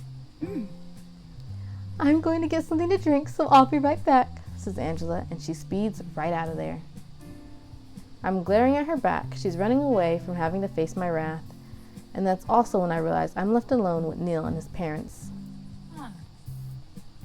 Are you enjoying the show? Asks Evelyn politely. I still have to be polite, even though I was barely following it. Yes, I am. It's lovely. We can never get Neil to enjoy them, so I'm glad someone his age does. Neil quietly gets up from his seat. I'm getting something to drink as well.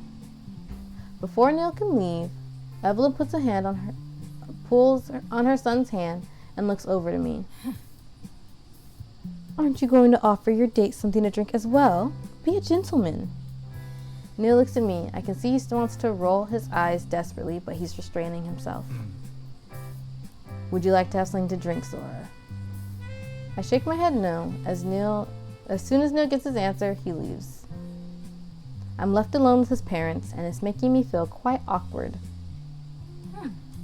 So, Zora, where did you meet Neil? Oh no. Evelyn is asking me things about me and Neil. At least Marcus seems to be staying quiet.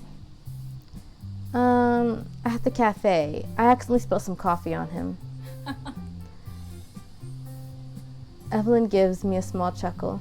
The old classic. I'm happy to see that it didn't sour your relationship from the start.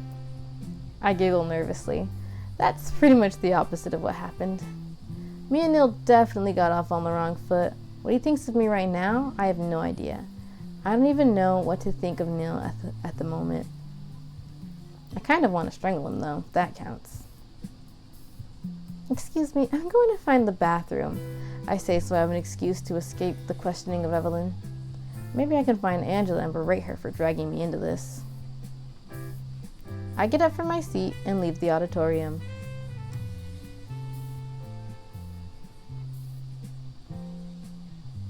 There's a bunch of people standing in line to get drinks or food, but I don't spot Angela or Neil anywhere. When I'm looking around for any bathroom signs, I suddenly feel my hand yanked on. I'm pulled aside against the wall, away from the crowd. What are you doing here? Neil hisses at me. I glare at him. What are you doing here? I ask back. I free my hand from his. Jerk. I felt like I needed to add that. Neil's way too close for comfort, and it's giving me all too many conflicting feelings. Seeing him in a tuxedo instead of his regular dress shirt and vest is also throwing me for a loop. I came here with my parents. No one mentioned I was going to be on some kind of date with my fake fiance. Neil sounds completely ticked off. Well, I didn't know either, so stop making it sound like you're accusing me of something. Angela set me up. Neil backs away from me a bit and pauses to think.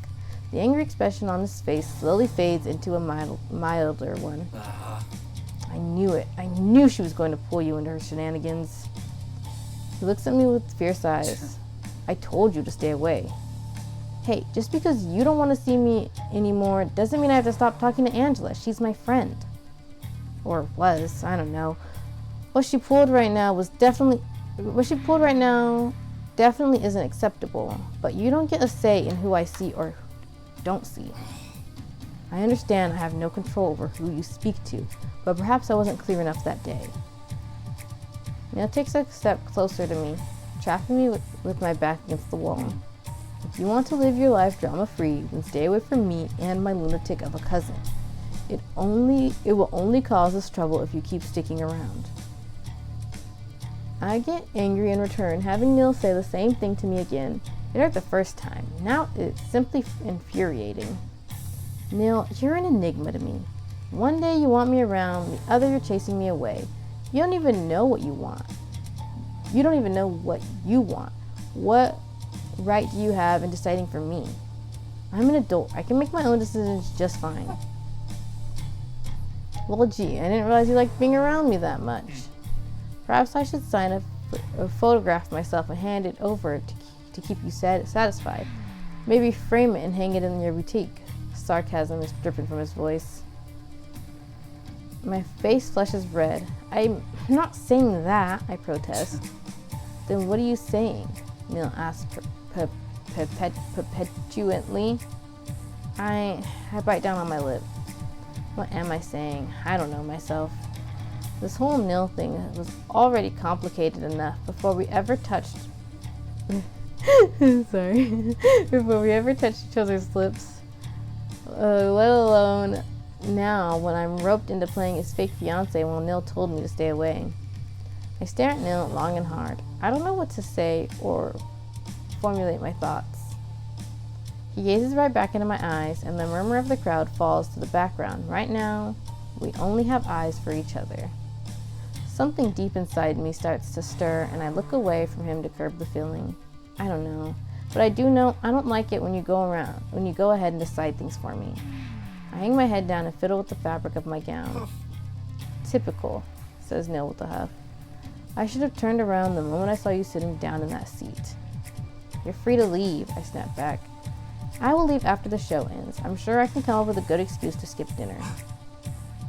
She invited you over for dinner as well?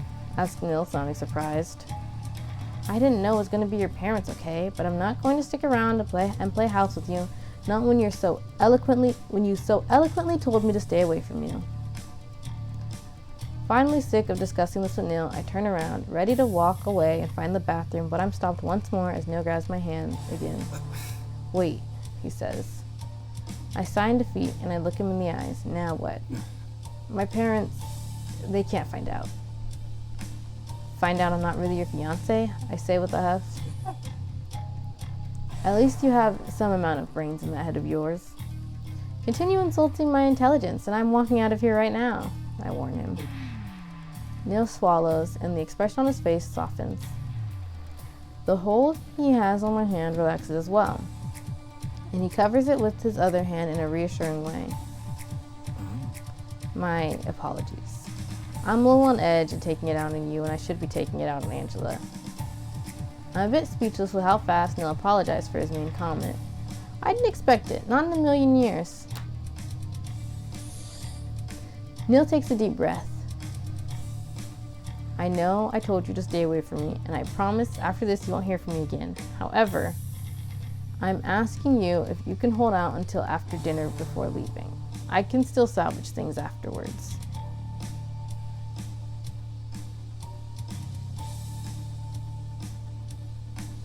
The options here are, aren't you out of favors here?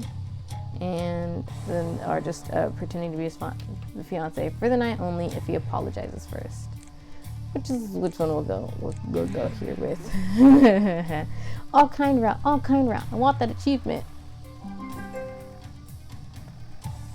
I have no such obligation towards you to go along with this scheme, I say in a steady voice, especially not after you told me to stay away from you. Neil shuffles on his feet, his eyes avoiding mine. I know what I said, he mumbles, but this is only for tonight. Regardless, whether it's only for tonight or for an entire year as Angela had planned, your words were very hurtful that day, and I want a sincere apology from you before I will agree to anything. I just did, he hisses at me. That wasn't an apology for what happened 2 weeks ago, and you know it, I argue back. Neil bites down on his lips, giving me a pointed and conflicted look. He starts pacing back and forth in front of me, his fingers running nervously through his black hair. He stops in his tracks, his shoulders slumping in defeat. Was it really that awful of a suggestion? He asked in a small voice. Suggestion? It wasn't much of a suggestion when you tell me to stay away from you and then leave my store. What else could I have done? Neil barks out. Let Angela drag you into the mud as she is now? I'm my own person, Neil. I have my own agency. Let me make my own choices and leave me to deal with the consequences. Don't decide it for me. There, I got it all out. The reason why I was so angry at Neil. He's deciding things for me when it wasn't what I wanted at all. Neil's golden eyes are wavering. He looks conflicted about something going on in his mind. If only I knew what was going on in that mind of his, things would probably be a lot easier between us. He starts swallowing his own voice. I thought it was for the best, and yet things still turned out this way. He peers through his eyelashes into my own eyes. I feel myself holding my own breath in anticipation of what he's about to say. I'm sorry for hurting you. It wasn't my intention. I wanted to spare you the drama. You wanted to spare me the drama by creating drama? Great thinking there, Neil. Brilliant. Sorry, that reminded me of the line from Sonic Boom. It was from like the first episode of it, but it was like when Sonic fired Tails as his sidekick, and like spoilers if you haven't seen the episode, but like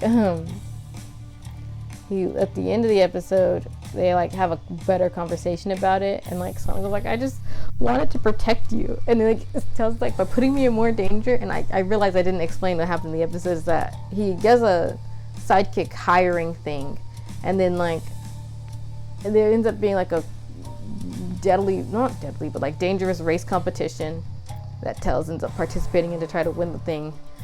And so yeah, Sonic apologizes and is like, I just wanted to protect you. So it's like by putting me in more danger, and Sonic's like, the plan had holes. Oh yeah. See, it's funnier when you watch it. It's even pretty funny in just the trailer for like the show. I think it's in those lines are in there. But anyway, yeah. Nonetheless, he apologized, and it sounded sincere as well. I never expected something like this coming from Neil, of all people. Well, it certainly didn't work out that way, I say with a slight smile, but apology accepted.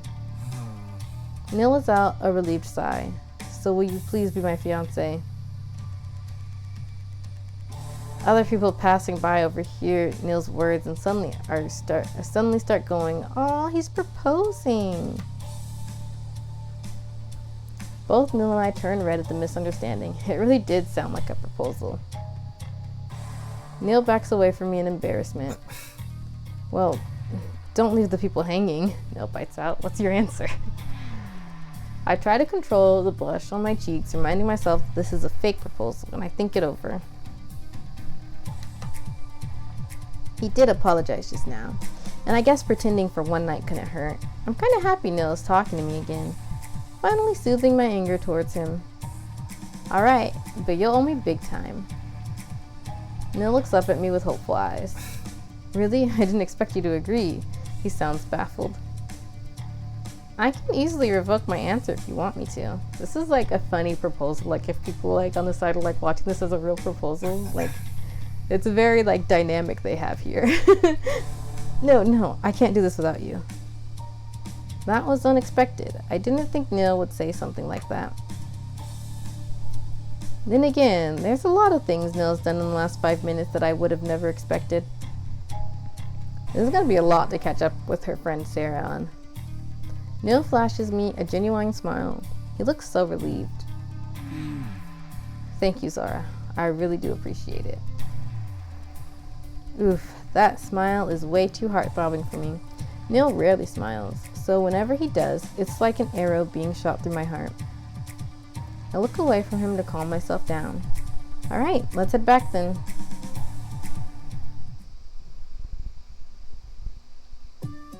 And that was a chapter. How much is the next one? I probably don't have to keep wearing this. I'll probably leave it on. What time is it?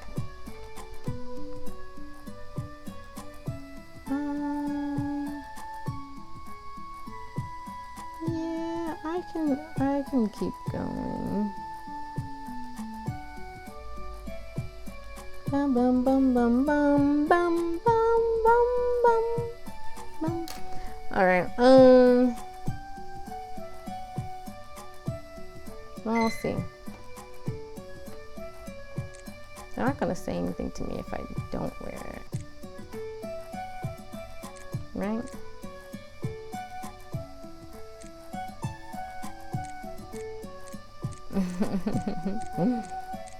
It's the same, but it's not the same. It's so trippy.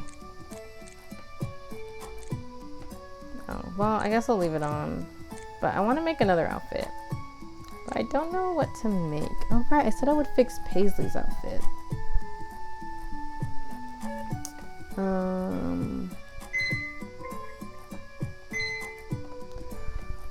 Okay, let's see.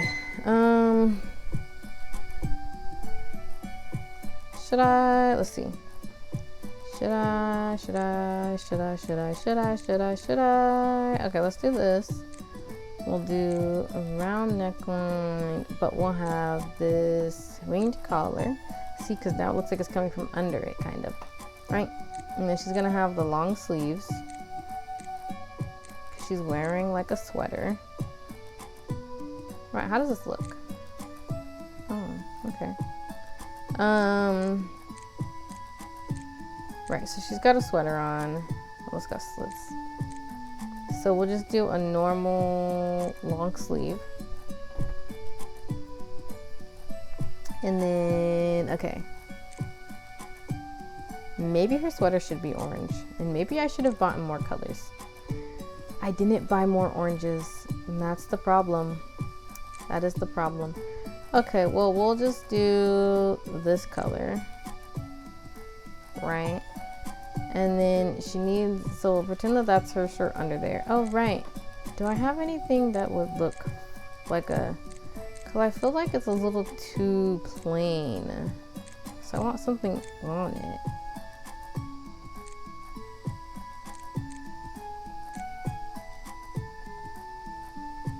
I should have gotten more oranges. Why didn't I get more oranges?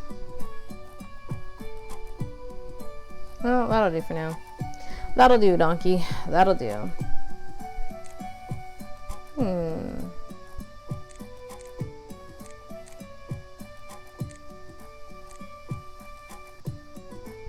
That'll do. Continues to click through things. That'll do. No, wait. I might want to use that for Leilani, actually. Because I usually associate flowers kind of with Leilani, but also with Miles's mom, which is kind of funny. But anyways, I just need something like sparse, but like there. Well, I guess I'll go with that. Then it feels like it needs to be on the sleeves too. Hold up. Right, that's not the right color at all. I don't know what I'm doing. Right, but then does that look too much? Well, let's get the skirt figured out first, because maybe it won't actually look like too much once I finish it. Let's see, it's a knee length, oh, it's above the knee maybe? Knife pleated. We want to have double lines because I'm curious. Okay, yeah. Waistband. Yeah, that's pretty good, actually. But maybe I should...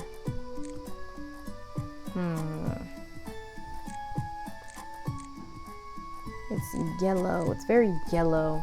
And yellow, there's nothing wrong with yellow. It's just that yellow's not her color. Her color's orange, but there is plenty of orange here.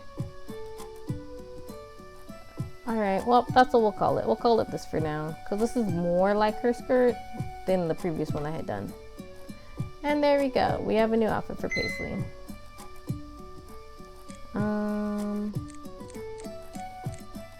There's a limit. There's a limit to the pants. Well, anyways, I want to make more clothes. I just like the clothes making aspect of this game so much. So let's just do the little client outfits a little bit, and then I'll come back to the chapter, and then that'll probably the last chapter I do today. That's not long enough, right? Yeah. There we go. Okay, that's a neutral gold. That's neutral gold. I'm getting better at recognizing colors, I think. Oh, look at that. That was right on the first try. Bada bing, bada boom. I can't tell if that's right or not, but what's that, the cherry design? Cherry. Oop, passed it.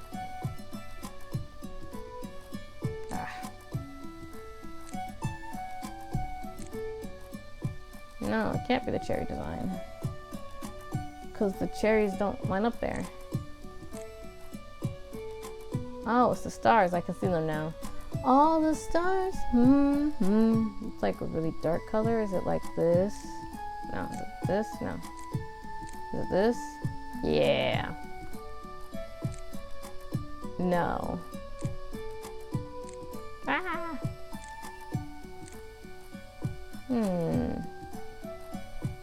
But that's like, what color is it? If not, oh, it's maybe it's this. No. What color is it? What color is it? Definitely not brown. Definitely not.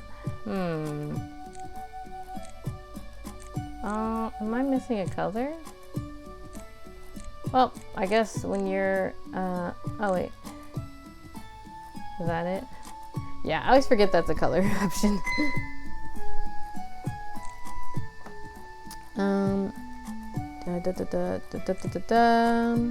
So this one is a crop top.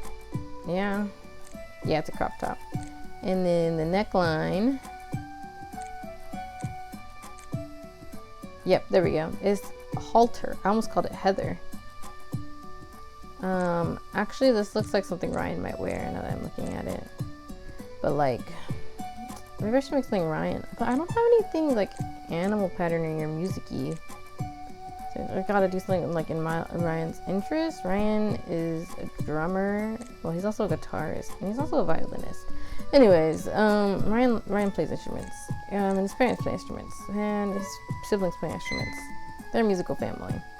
Ryan, I think, might play the most instruments though, because I think he really likes playing instruments. Like I think most of the others like picked their instrument and went with it, and Ryan was like, but what if I tried this instrument? And what if I tried this instrument? You know, what does the color look like on this? I'm just curious. Actually, maybe I can make Miles a jacket with that. See, I'm always thinking about Miles. It's like when I play Our Life. I play Our Life games. I've played Now and Forever. I played Now and Forever first, actually. And then I started, now I'm working through Beginnings and Always, but I'm playing them as my OCs because they're it's a very customizable game for your character choices. And but when I play, I haven't played it as Miles, not on here.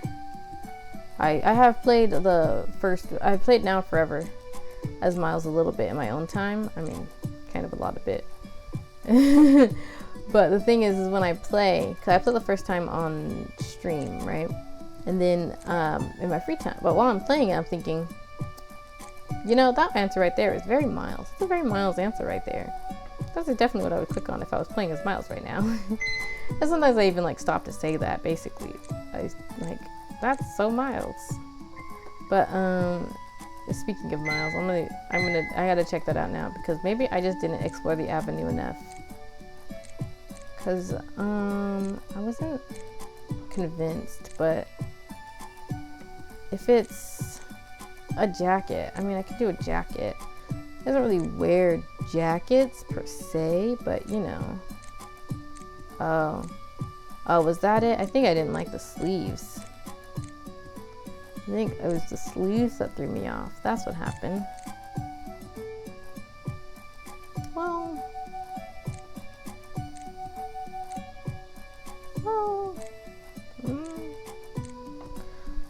yeah, alright, well, I don't really know what to do here. It's definitely the sleeves throwing me off. I think they need to be looser, but well, I guess those will work. Yeah. Alright.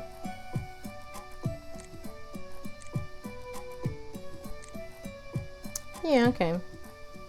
That's not bad. Then for I feel like I just need like to either spruce up the sleeves or the collar, but I feel like maybe it's gotta be the collar. Let's see.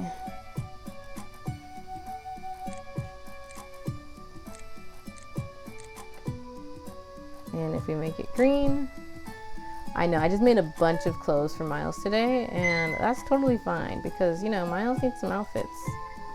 And it's making me want to make more clothes for my other OCs, but maybe I will do another chapter and then we will see. We'll see who, because I'm looking at the time. I still have a little bit of time, and it makes me, I really want to make more clothes. We're gonna do the next chapter. We're gonna do chapter 20 because we're in the middle of something, and it'd be better to finish off this scene because we're obviously not gonna finish this thing, but there's like another scene going on. Right when ooh, 2 CGs back to back. Oh, my number. I have a couple of numbers. 6, 8, 12, 13, and 21. Those are the numbers that are really going to get like, really gonna get me. The numbers I'm always happy to see. Don't numbers make you happy? A part of me is like, if I click like start new round on someone, what happens? Also, I also wonder if like, so like they tell you everyone's ages, right? But the story is shaped in its own way. So like, are you a different age depending on whose route you're on? Like, Neil's 24 and we're 23 in the story because Neil's older than us, right? But if I were to go court Zex, is that like 28? So like, would I be around that age?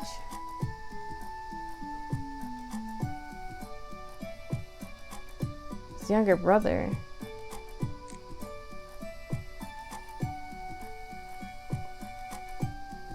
The very, very, very curiosity. The very, very curiosity. There's a lot going on here. They got people who make stories are so cool. Okay. Let's go. Real slow. Whoa. What? Okay. Carrying on. Sometimes I say carry forth. This time I said carry on. which probably defeats the purpose if pointed out. But, yeah, anywho. I managed to get through the entirety of the show without boiling over with emotions. I still haven't gotten the chance to speak to Angela in private. Judging by the evil looks Neil has been giving her, he wants to talk to her too. I still need to give her a piece of my mind, though. After the show is over, we make our way back to the parking lot as we're heading out to the restaurant for dinner. Neil leaves with his parents. Me, I'm with Angela.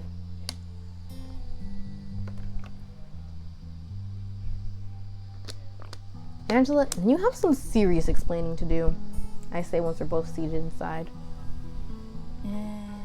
Whatever do you mean? It was a lovely performance, was it not? She says, feigning innocence.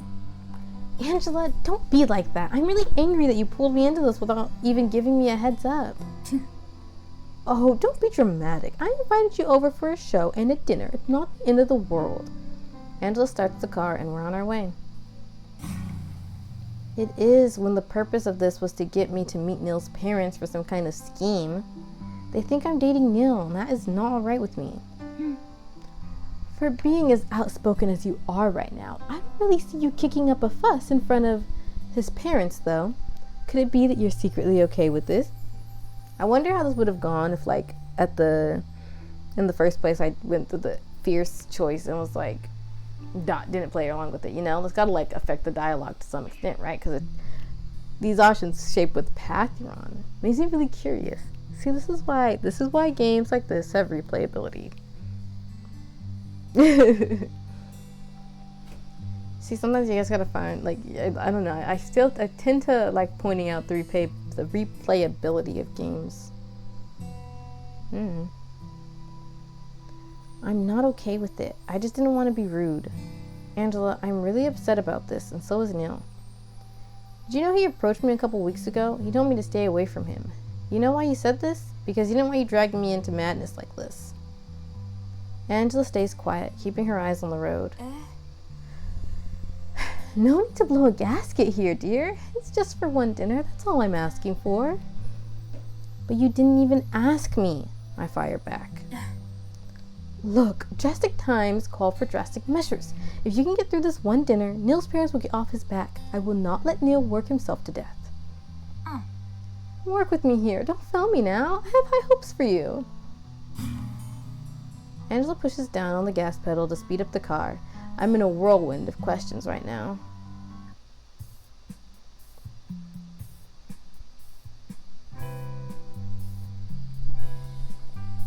We arrive at the restaurant with Neil and his parents joining in afterwards. It's a fancy-looking place, richly decorated with staff wearing traditional uniforms. One of them greets us. Welcome, Mr. and Miss Forrester. Oh my gosh, I just dropped like the whole middle of the word. Oh my gosh. Welcome, Mr. and Mrs.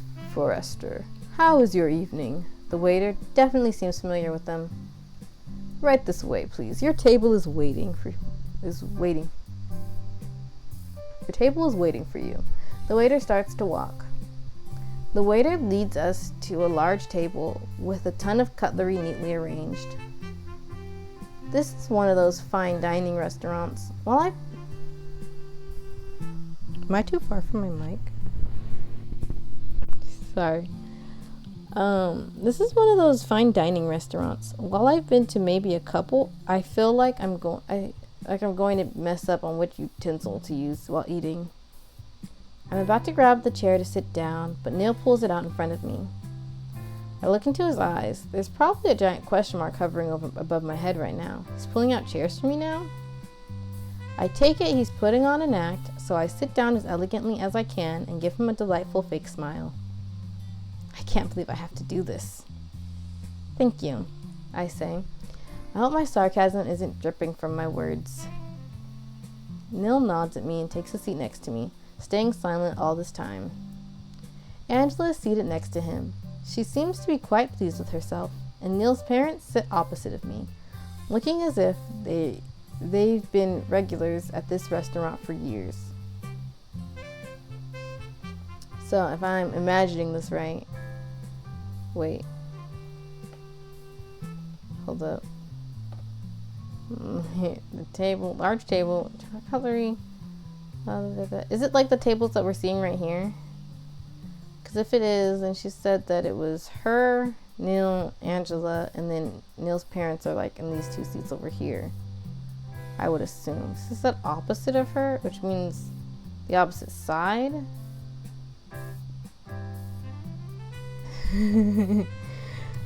It's okay. This is more description than I usually give when I write, to be honest, because in my head, like, I see everything, but I don't think to put it down sometimes, and sometimes I just don't know how to. Like, how do you describe the room? You just like envision it. Like, do you describe everything? It's a kitchen, you know, like, it's like the characters have been here. Okay. Oh, I read this line. Sorry. What would you like to drink this evening, madam? The waiter asks me. Some sparkling water would be nice, I answer. I almost regret it. Alcohol might have made the situation more bearable. Everyone else, except for Neil, all order white wine. I slightly wonder if Angela should even be drinking now. She already sounded tipsy before. She's my ride home. There's a lull in the conversation, and I can feel the eyes of Neil's parents staring at me like I'm some kind of science experiment. It's really uncomfortable. I distract myself by opening up the menu. There's 2 pieces of paper glued to the inside of the brown binder, both pages filled with only 4 choices, each a 7-course menu. Oh my goodness. Right. Fine dining means tiny food portions. There's the fish, pork, beef, and vegetarian menu. I quickly make a random choice. We all take our orders, and I hope I won't be getting served anything strange like boiled snails or something. I look down at the cutlery. There's so many knives and forks, I'm not quite sure what it's all used for. Neil suddenly leans in closer to me, his sleeves brushing up against me. Work from the outside in, he whispers to me, and he gestures towards the utensils. I half expected him to throw an insult my way for not knowing the proper etiquette and comparing my elegance to that of a baby. This is the last time I'm going to eat in a place like this, I whisper back to him with a forced smile on my face. I am in complete agreement of that, he whispers with a scoff. Don't be keeping secrets from us like this. Share it with the rest of the table, says Evelyn, who noticed us whispering to each other. I sit up straight in embarrassment for being called out, and so does Neil. Oh, let these lovebirds have their private conversations. I bet they're just saying the sweetest words to each other, says Angela. I shoot her a glare. She's so getting chewed out later for all of this. Now I realize why Neil warned me about her shenanigans. They're completely insane proposals. I look back at Neil's parents, and I can't bring myself to tell them, hey, actually, I'm just pretending to be into your son here. It's all an act. That will make it even more awkward than it already is. Besides, I sort of told Neil I was okay with keeping this facade going. The drinks arrive, and Angela immediately drinks almost all of her wine. We all stay silent, and I wonder if I should say something, but Evelyn beats me to the punch. So, Zora, designing these dresses, is it a hobby of yours? I'm a bit offended by that. No, it is my passion and my life's work, I reply honestly. Neil starts nervously fiddling with his fork, balancing it on his finger, and refusing to look at anyone or speak. Is that so? Is all Evelyn says. What did you study at the university? Marcus joins the conversation. Neil tenses up when Marcus starts to speak. I feel like I'm being picked and prodded at with a stick. This is uncomfortable for me as well. I went to the Art Institute of Clanner. And I got a bachelor's in fashion there.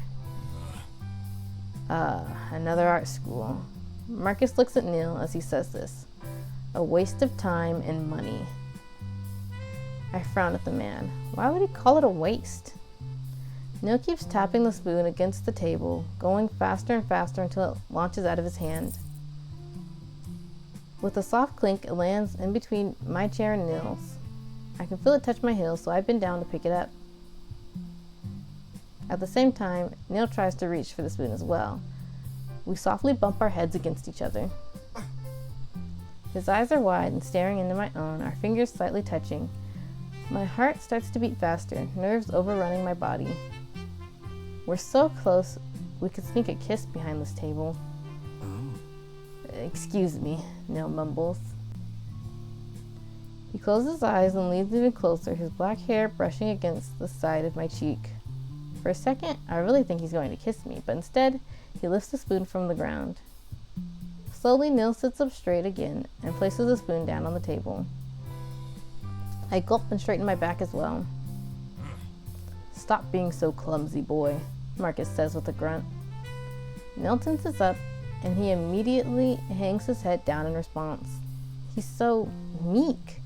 It's so weird to see Neil off his game. I guess they didn't teach you how to use your utensils in art school.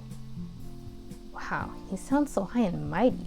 I'm annoyed by that comment, as well as his previous comment about art school being a waste of time and money.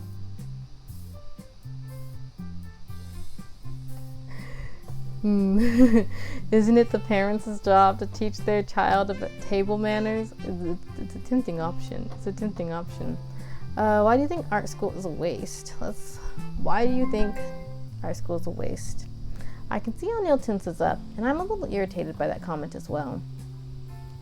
Why do you think art school is a waste? I ask him. Fashion school was not a waste. It was my dream to pursue. Marcus grumbles something under his breath. Useless education with no prospective jobs out there. No. No one is insinuating that your education was a waste. After all, I'm one of your biggest fans, pipes in Angela. Zora made this dress for me as well. Oh. And for once, it makes you look like an elegant young lady, says Evelyn. Sometimes you show off too much skin, my dear.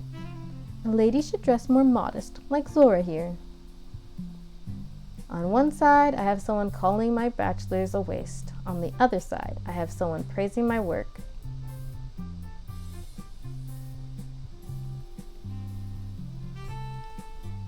Nope, it's gone. I was gonna double check where they're all sitting. Because I want to make sure I'm envisioning everything properly. And on the other side, I have someone praising my work. It's all a little bit strange, and I desperately want to escape talking about myself. I look towards Neil for support, but he looks even more out of his element than before. Great, can't count on him. It seems Neil caves under his parents' pressure. A little skin never hurt anybody. Besides, I think Neil likes to see a little bit of skin, says Angela, and she winks at me. I kind of want to die right now, and I can feel Neil growing uncomfortable as well. I managed to catch him knocking his knee hard against Angela's under the table to get her to quit making up those comments. Anyways, let's drink to Zora and Neil, who are getting married. Angela raises her glass of wine. I wish the ground could swallow me up right now. This is getting too much to bear. I have the weirdest fake-looking grin on my face. It's a miracle no one can see the obvious discomfort written in it. Just pretend for one dinner. It should be fine. You can do it. Raise that glass. I take my glass and slowly raise it, seeing Neil do the same. Neil turns his head to me. Nope. Neil turns his head to look at me. To us, he says weakly. For some reason, that makes my heart beat faster. I know it's fake, but hearing him toast to our fake marriage is kind of giving me some strange feelings. We all cling our glasses together.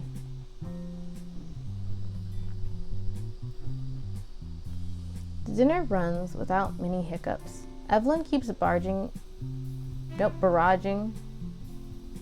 me about myself, firing question after question, whereas Marcus hasn't really said anything more after he berated Neil for his manners. Neil has been completely quiet during the whole meal as well, only sometimes responding with one-syllable words. It's so strange to see him like this, so quiet and meek. I'm not used to this Neil. It's really odd. On the other hand, the one thing that felt very much still the same is Angela, who has been getting more and more tipsy. The tipsier she gets, the more she teases us about being a couple. She comes up with fantasy scenarios of us going out on dates to museums and whatnot, describing it with way too much detail. It's awkward to say the least. By the time we're all done with our desserts, Angela's clearly too drunk to drive, so Neil offers to drive her home instead. It was very nice meeting you, Zora, says Evelyn. Do let us know when you can join us again. I would love that. I simply smile at her, knowing full well there won't be a next time. I had a very nice evening. Thank you very much for inviting me. Zora, Neil says all of a sudden. I turn to face him. It's so strange to look at him now when we've been sitting side by side this entire time, hearing about our fake romantic escapades. I'll drive you home. All right. Obviously, Angela is in no state to be driving.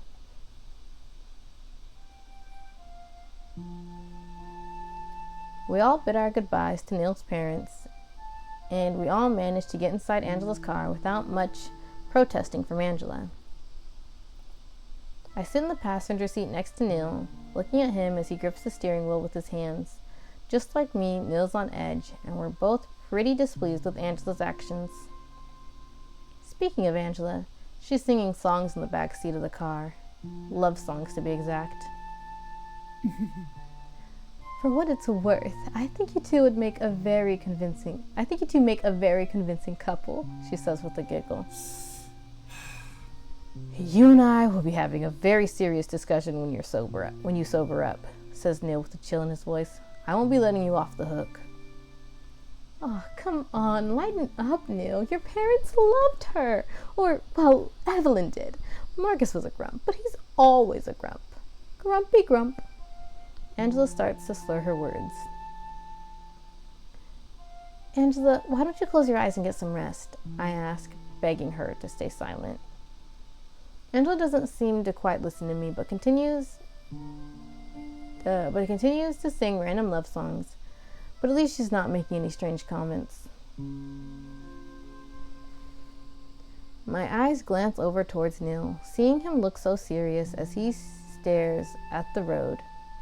I know he asked me to play along after all, but I wonder what he thinks of this entire situation. My thoughts drift back to Angela's fake dates, and I start to wonder what it would be like to date Neil for real.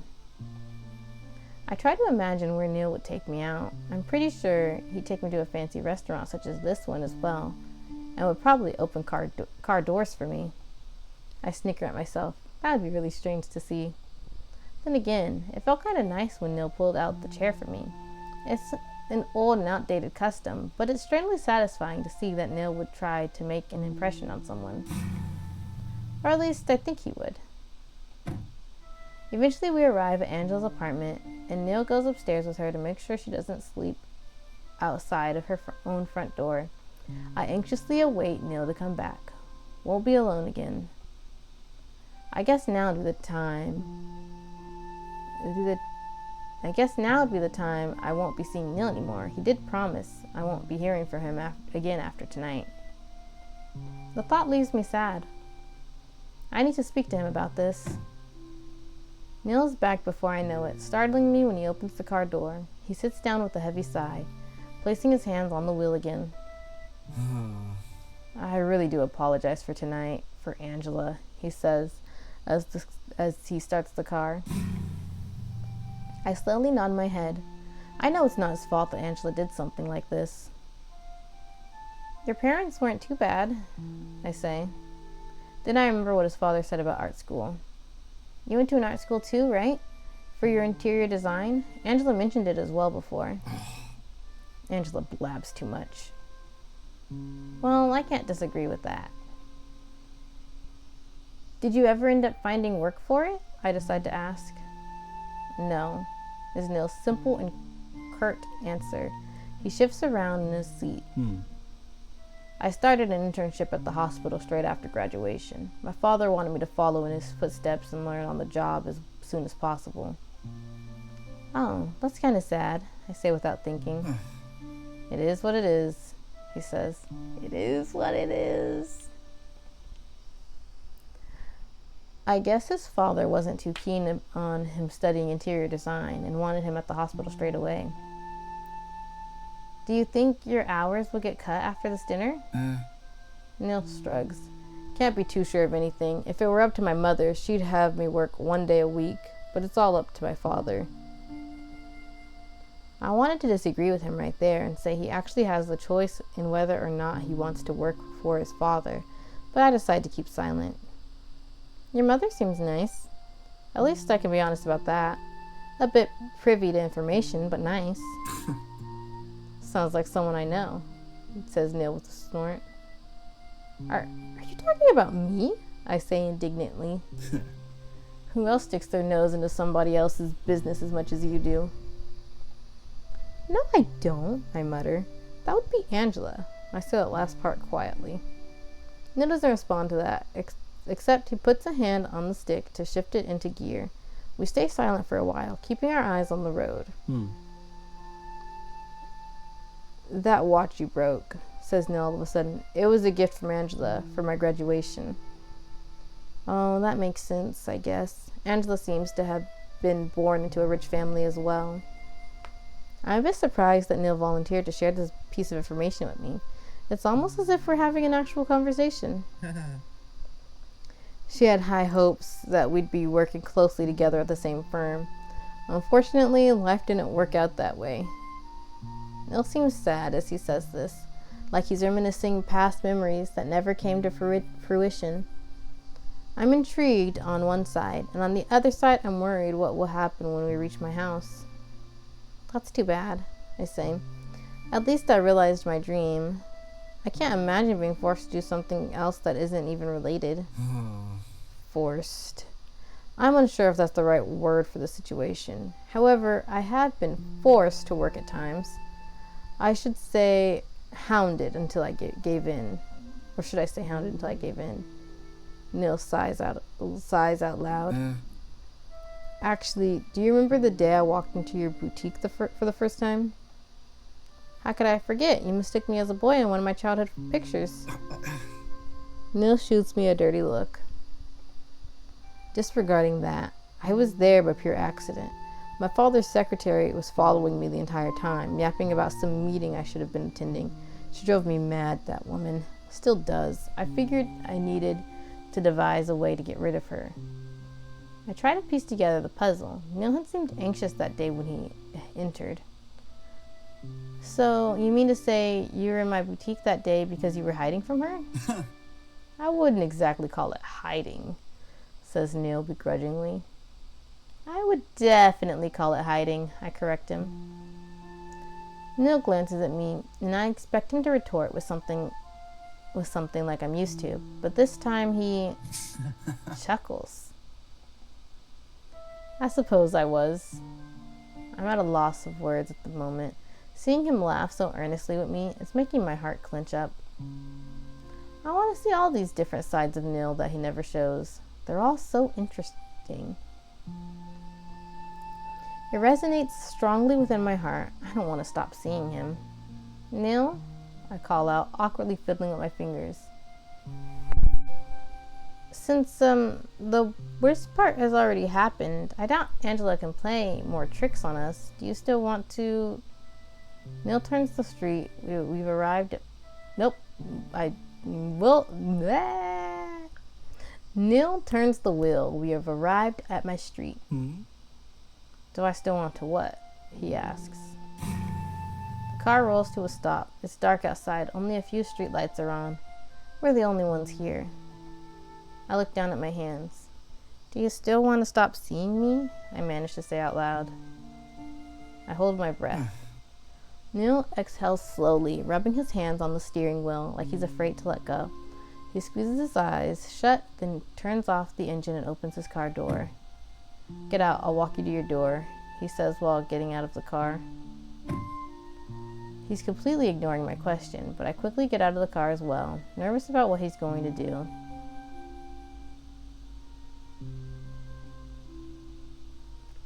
I feel like I'm going to get rejected. I shakily hold my purse close to my body and watch as Neil makes his way around the car to approach me. Neil brushes his fingers through his black hair as he stands next to me, in front of my boutique. His eyes are cast downwards, refusing to meet mine. I can feel my heart thump loudly in my chest as I start to walk towards my front door, with Neil following behind me. We both stop at the door. I can only remember what happened last time, but this time I'm scared it's going to be quite the opposite. I turn to face him, but neither of us can look each other in the eye. "Neil," I say softly, "please answer me." "Isn't it better this way?" "Is it?" I question. "You just spent an entire night pretending to be my fiance, entertaining my parents with the idea that I might actually have someone who tolerates me enough to marry me." Neil finally looks at me. "And you don't think it's smarter if we simply never see each other again to avoid such disasters as tonight?" "And didn't I say I'm an adult who can make their own decisions?" I protest. "I can handle disasters." I stare at him. "Besides, is that really what you want? Can you really look at me and say you don't want to see me anymore?" Neil's eyes shift to the left and right, unable to look me in the eye. He's fidgeting too much, like he's nervous. "Zora, don't," says Neil, and he catches my gaze. "Don't make me waver in my decision." "Why not?" I ask innocently. Neil gives me a conflicted look.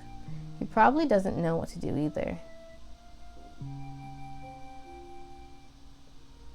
The options here are I grab his hand and lean into him, or do you really want to stop seeing me? Do you really want to stop seeing me? Neil grits his teeth, looking down at his feet. It's clear as day that it's not what he truly wants. So why fight it? Why make it more complicated than it already is? Neil clenches his hand into a fist and then lets out a large and jittery breath. "Are you even going to accept any other answer than no?" He fires back at me. I smile sweetly at him. "I just want you to be honest with yourself. Honest with me." I swallow as I gather all my courage to say the following. "Because I want to see you." For once in his life, Neil looks perplexed, absolutely astonished by this information. Then I'm quickly pulled into a tight embrace. I crash against his chest as Neil wraps his arms around my waist. I let out a small gasp as Neil buries his face into the nook of my neck, murmuring something under his hot breath. Neil's heart thumps loudly against my ear. It's singing the same tune as mine. I feel myself melt into his warm arms.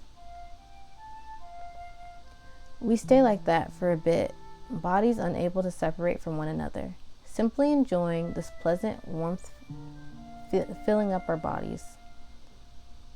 I've been waiting for this embrace, been waiting to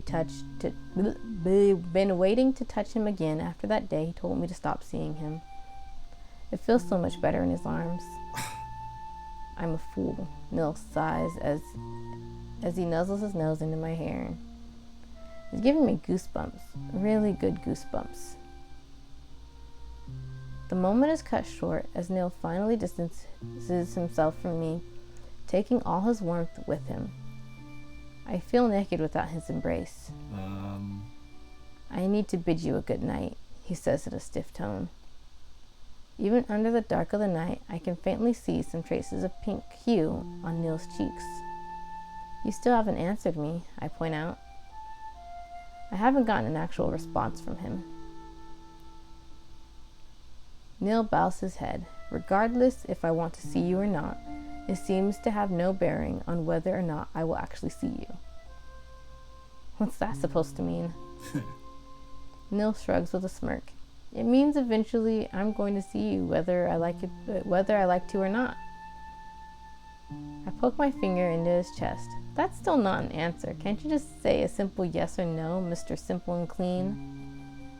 Simple and clean is the way that you're making me feel tonight. There's the CG image.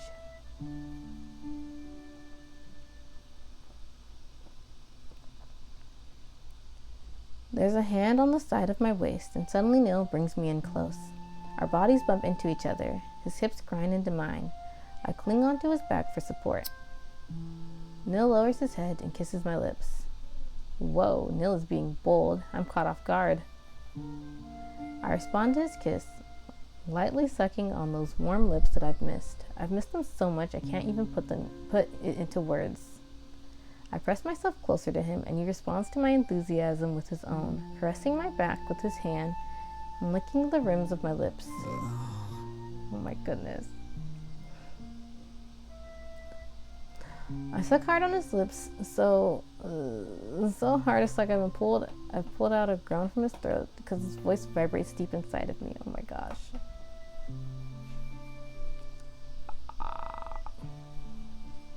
We finally part, and I don't cut eye contact with him. His eyes are only half open. I'm mesmerized. Does that answer your question? He says in this out-of-breath voice. Neil, you're so funny. You can't say yes or no so much that you just acted. That's so funny. I want to say it raises up way more questions than it answers. But at the moment, I feel too weak in my knees to be able to explain anything properly. Bashfully, I nod my head at him. It's good enough for now. I bring my fingers to my lips and lightly touch them. They're still tingling. But I know the night must come to an end, so I reluctantly take a step backwards. All right, good night, Neil, I say. Neil bows away and quickly retreats to his car, and he's gone before I know it. My feelings for Neil are such a mess right now.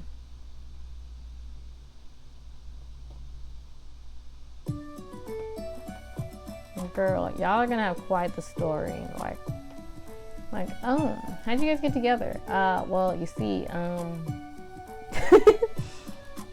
okay, let's see. Let's change your outfit. We are done with the ball. What do we have here? What do we have here?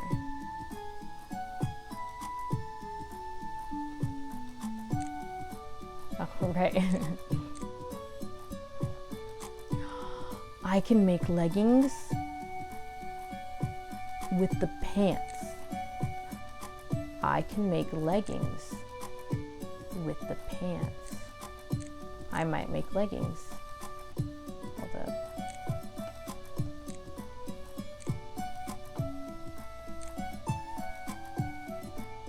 Alright. There we go. Paisley's hair. I'll never be able to get Paisley's hair. Well, we'll see. Well, actually, so I'll do this for now. But if I go to the shop real quick, and I go to the hair salon, I guess the closest one here to Paisley's hair is, wait, was that? No. I'm gonna buy it anyway. I don't know, I kind of like that. Is this one? And this isn't what Paisley's hair looks like.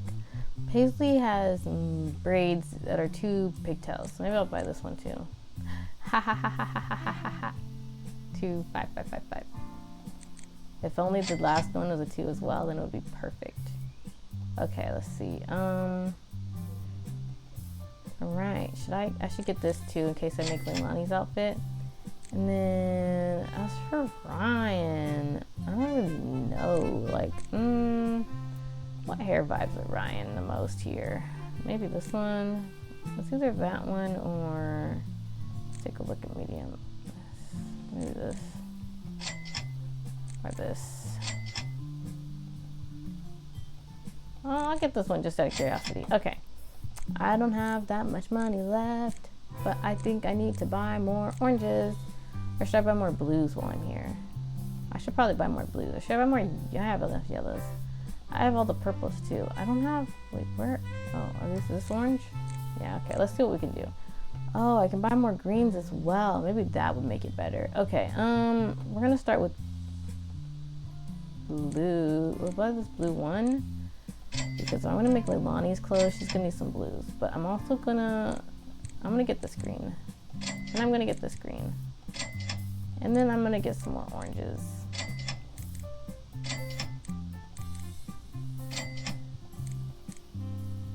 And I'm about to be broke. What do we have here? Right, the skin colors. Oh, what's this? Mint 5. I mean, it's kind of green looking, so I'm gonna grab it. Neutral green, huh? Neutral blue, neutral violet. Interesting. Neutral salmon, neutral pink, neutral red, neutral brown,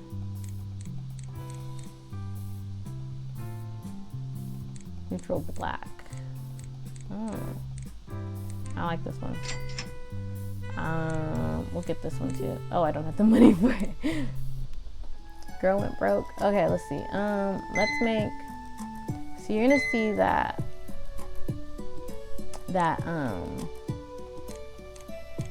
you are going to see that Paisley and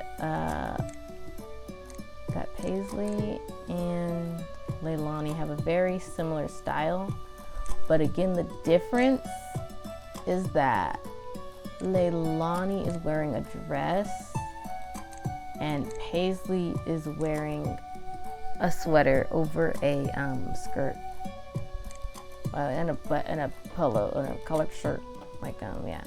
So let's see, maybe let me see what the other blues look like. Did I buy another light blue? Oh yeah, I did. Okay, cool. So we're gonna start with this blue though. We're gonna start with this blue, and I'm gonna see if give me my flowers while I'm here. So when I'm dead and gone, you don't have to cry no tears for me. I wanna give me my flowers while I'm here. I don't know. Well, let's try with no design first, actually. Let's just take away the design for now. The design aspect. Wait, what was that? No, not the snowflakes. This one. Oh, maybe I'll do that. Oh, I do that. Wait, what does that look like with no? Okay, maybe. I might do that. I might do that, actually. But, let's get everything together. Okay, so we need that color for the skirt, too. Boom. Do we want a hemline? This is a hymn for the hymnless kids with no religion. Yeah, we keep on sinning and yeah, we keep on singing. Sorry if you're starstruck, blame it on the stardust. Okay, let's try it. We just put the design on just the skirt, because I might need to make her more than one piece of clothing, because I think that's more accurately what she probably wears on a regular. Where'd it go? No, where's, oh, this. But this I like, and I might just put it on something else. Anyways, I'll take it off for now, and that's like the base of it. She basically wears that, and it's very similar. But also, let me try to make some leggings, because I didn't realize I could make leggings. Can I make leggings? Well, it's a little rough. It's like loose fitting leggings if you really think about it.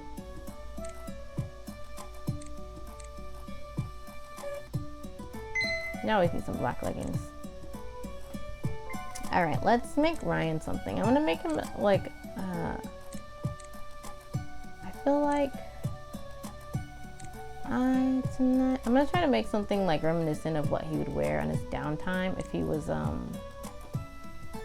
drumming at the moment, but like chilling, you know, like it's a vibe. Caught a vibe. Baby, are you coming for the ride, the ride, the ride? I just wanna look into your eyes.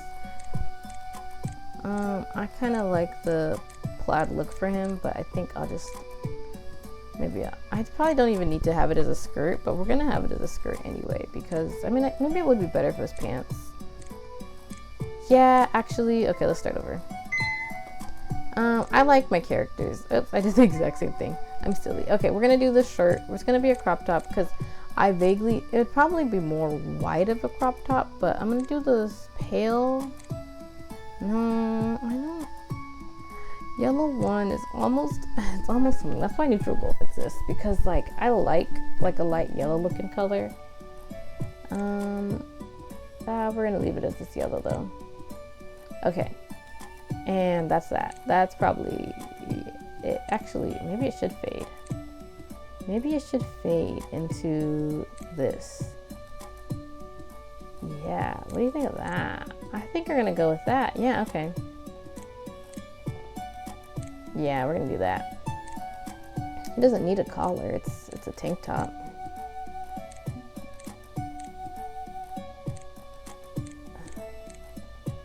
Sorry, curiosity gets me. Curiosity gets the best of me. Well, anyways, we're gonna remove that. Or actually, wait.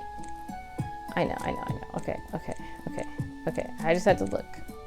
I kind of like that. I'm gonna do something with that at some point. These are neat. But we don't need it. Okay. It doesn't need sleeves because it's a tank top. But what if I gave him this anyway?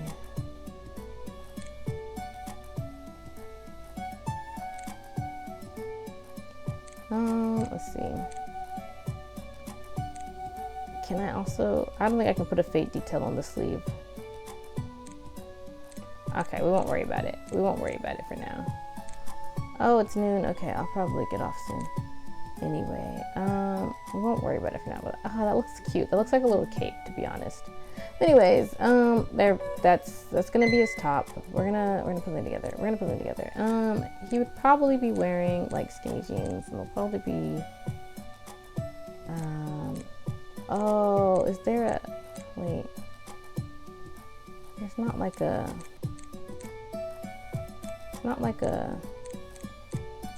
design, like a fate design for the pants, are there? I don't want them to look like washed out.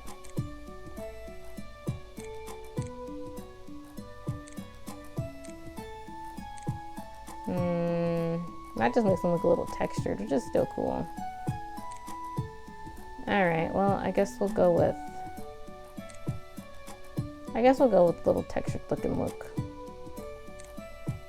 Oh. Yeah, okay, sure.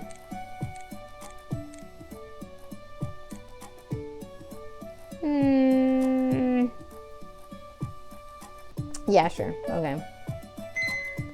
And then I almost want to give him a jacket, but I don't think he needs one, huh? Well, let's see. What does this look like? Something he would wear. Oh, wait. Hang on.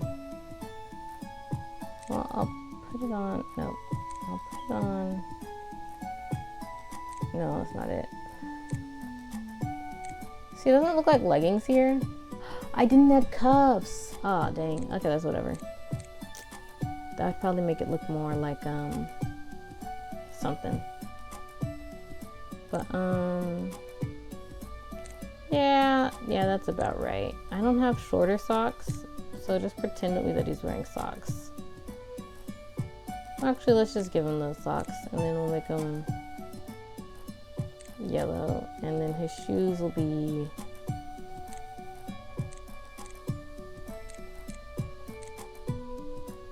that, because it kind of matches with the shirt.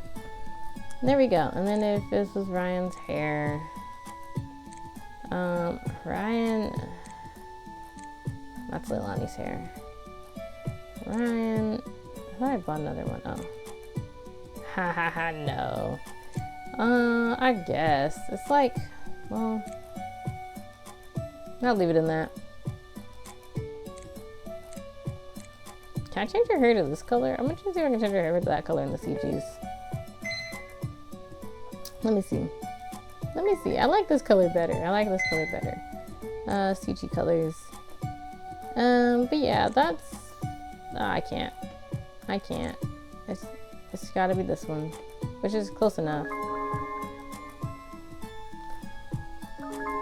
Return, okay, fine, finish, yeah. Anyways, there we go. That's something more like Ryan would wear, in his downtime when he's like practicing drum or something. I did it. And then, oh, I didn't put on Leilani's outfit. So Leilani, on the other hand, oh, I should have made gray pants. Or maybe make her outfit gray and her collar blue. Let's see, if I do the black, do I just have like, no. Okay, well, this is Leilani. She would probably, oh, maybe these can be gray and I can pretend that these are leggings.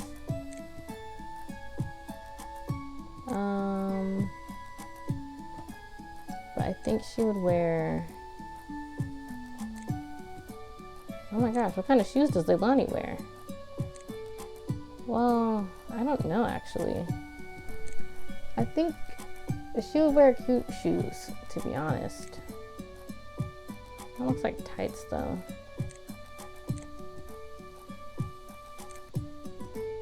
I didn't make gray pants.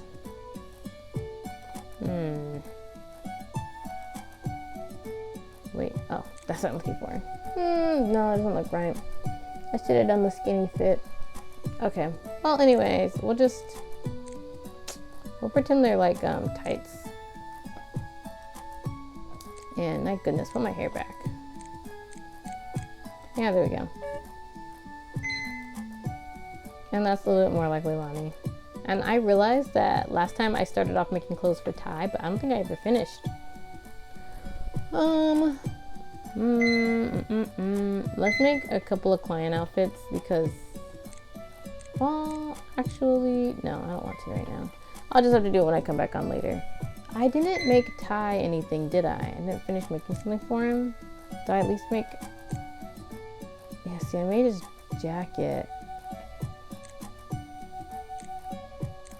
I should take a picture of some of the, like, I should keep making outfits like kind of more inspired by the characters, and then I should take a picture of them and then draw my characters in it, except for I can't draw my characters. Okay, let's see.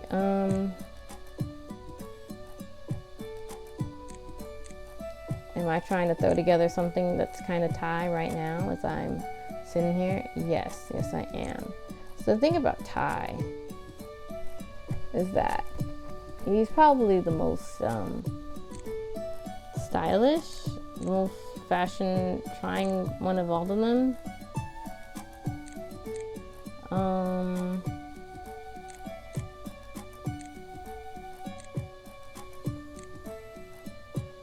I will leave it at that. Okay, well, I'll try to make something a little more for him. I think he should have sleeves actually. Let me see.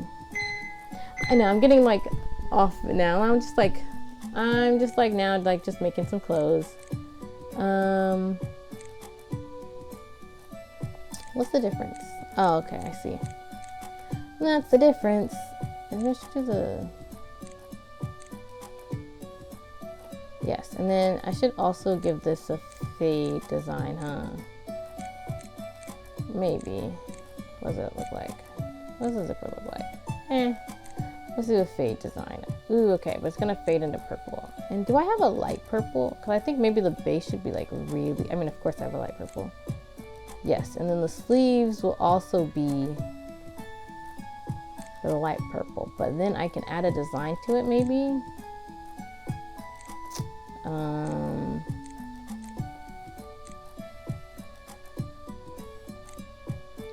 You know what kind of design I'm thinking of is not going to be on here?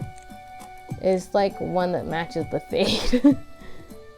And that's just not going to happen. Okay. Oh, that can work. Okay. Yeah, we'll do that. And then,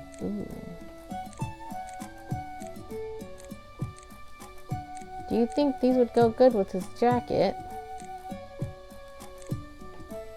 Oh, should I change the neckline? Let's see.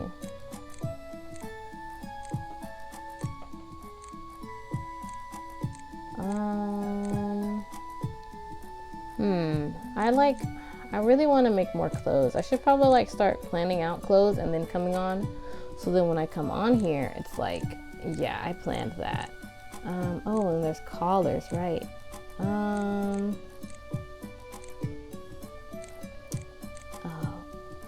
Oh, you know what? He probably would wear something more sheer, but I don't know how that's gonna look here. Okay, well, the sheer panel is like really throwing me for a loop. I kind of understand it, but I also kind of don't. You know, like that's probably what you need the skin colors for. Anywho, okay, so let's see. I think that's decent for a top. And then I have those black shorts, so let's just try that, right? Let's just try changing this shirt real quick. I probably will. I need more shoes. I can't buy anything though because well,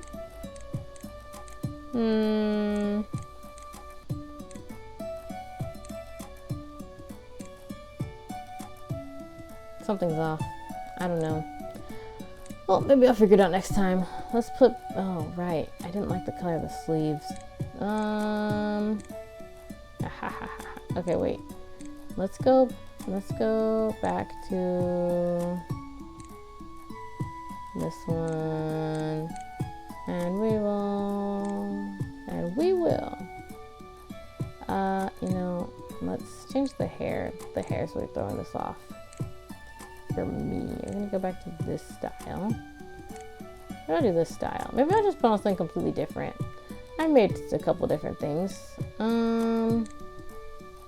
Or maybe I will put this on. I'm indecisive. Anyways, this is like my getting off the game outfit now. I'm gonna get off the game. And I thank you for joining me on this journey. I'm almost I've gotten pretty far in this game. It's funny because it's like they haven't admitted their feelings yet, but like the way she still hasn't figured it out is honestly pretty relatable. It's like, you know, I don't really understand this feeling like at all. Now we have another CG, we have another image. But anyways, how close am I to finishing? Pretty far, because oh right, and there's gonna be another one in this chapter. That's cool. Yeah, so that'll be all for today.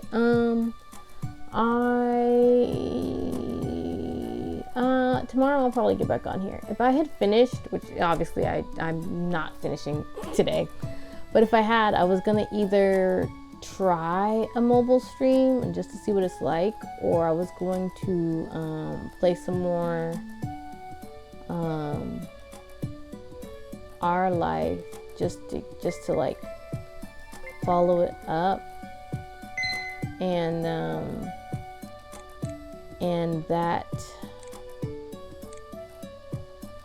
that didn't go over as I planned. That's just not gonna happen, you know. But it's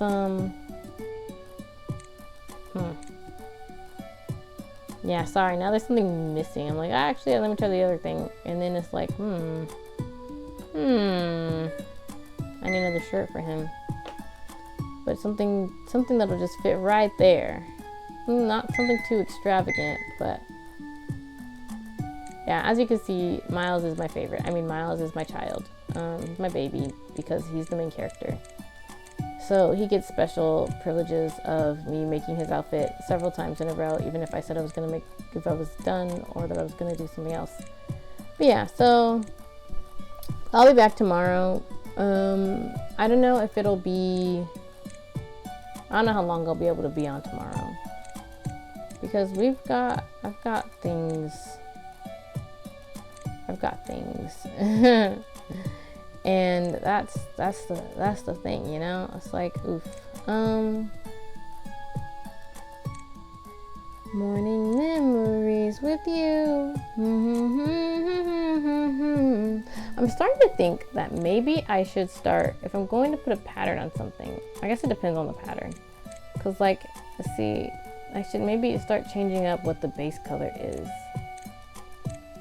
But if the jacket is like green there, I think it should be like that.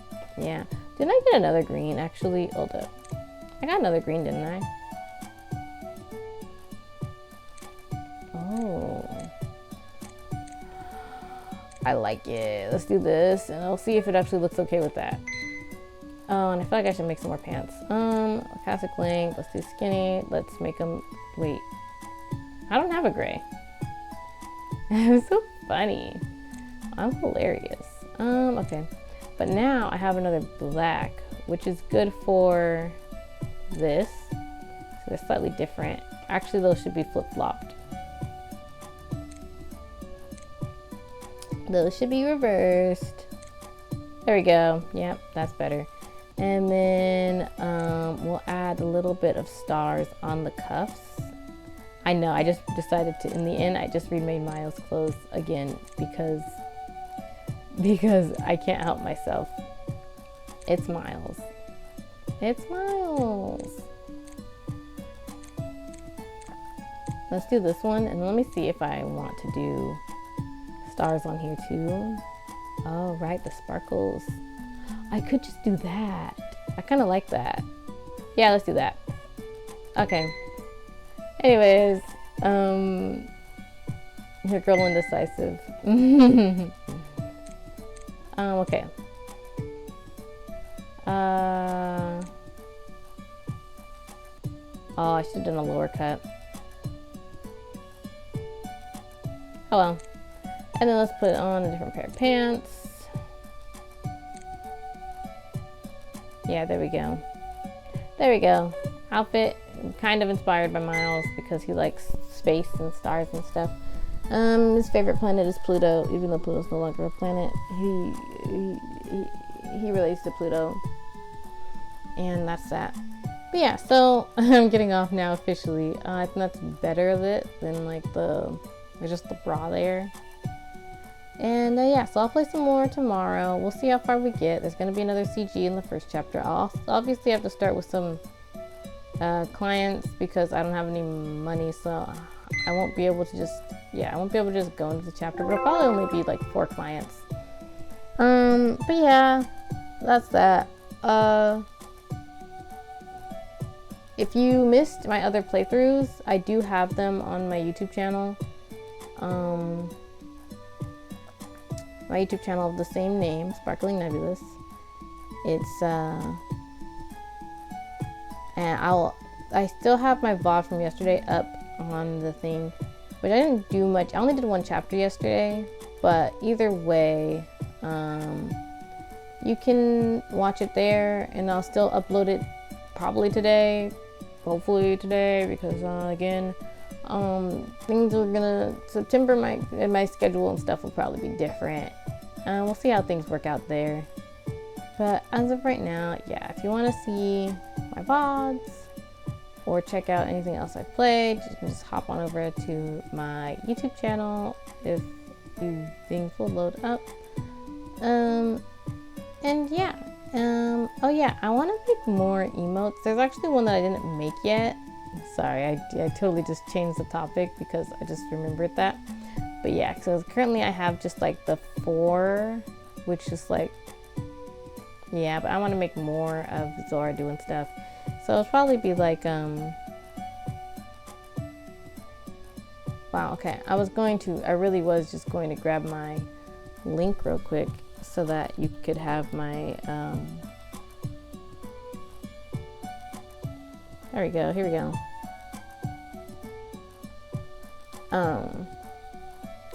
For my VODs in general. VODs playlist, link, VODs, boop. And then, I also have one for Tailor Tell specifically, but,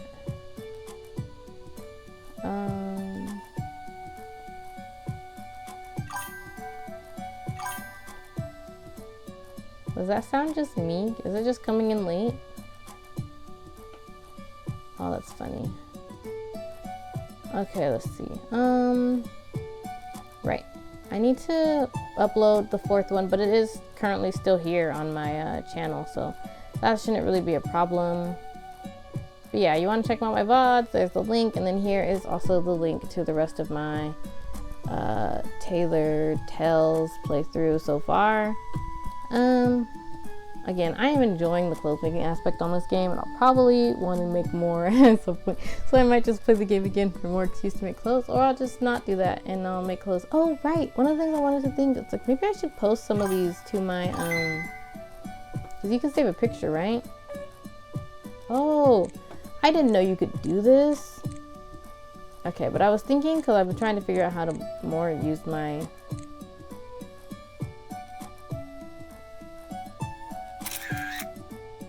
I was trying to figure out how to more use my blog, because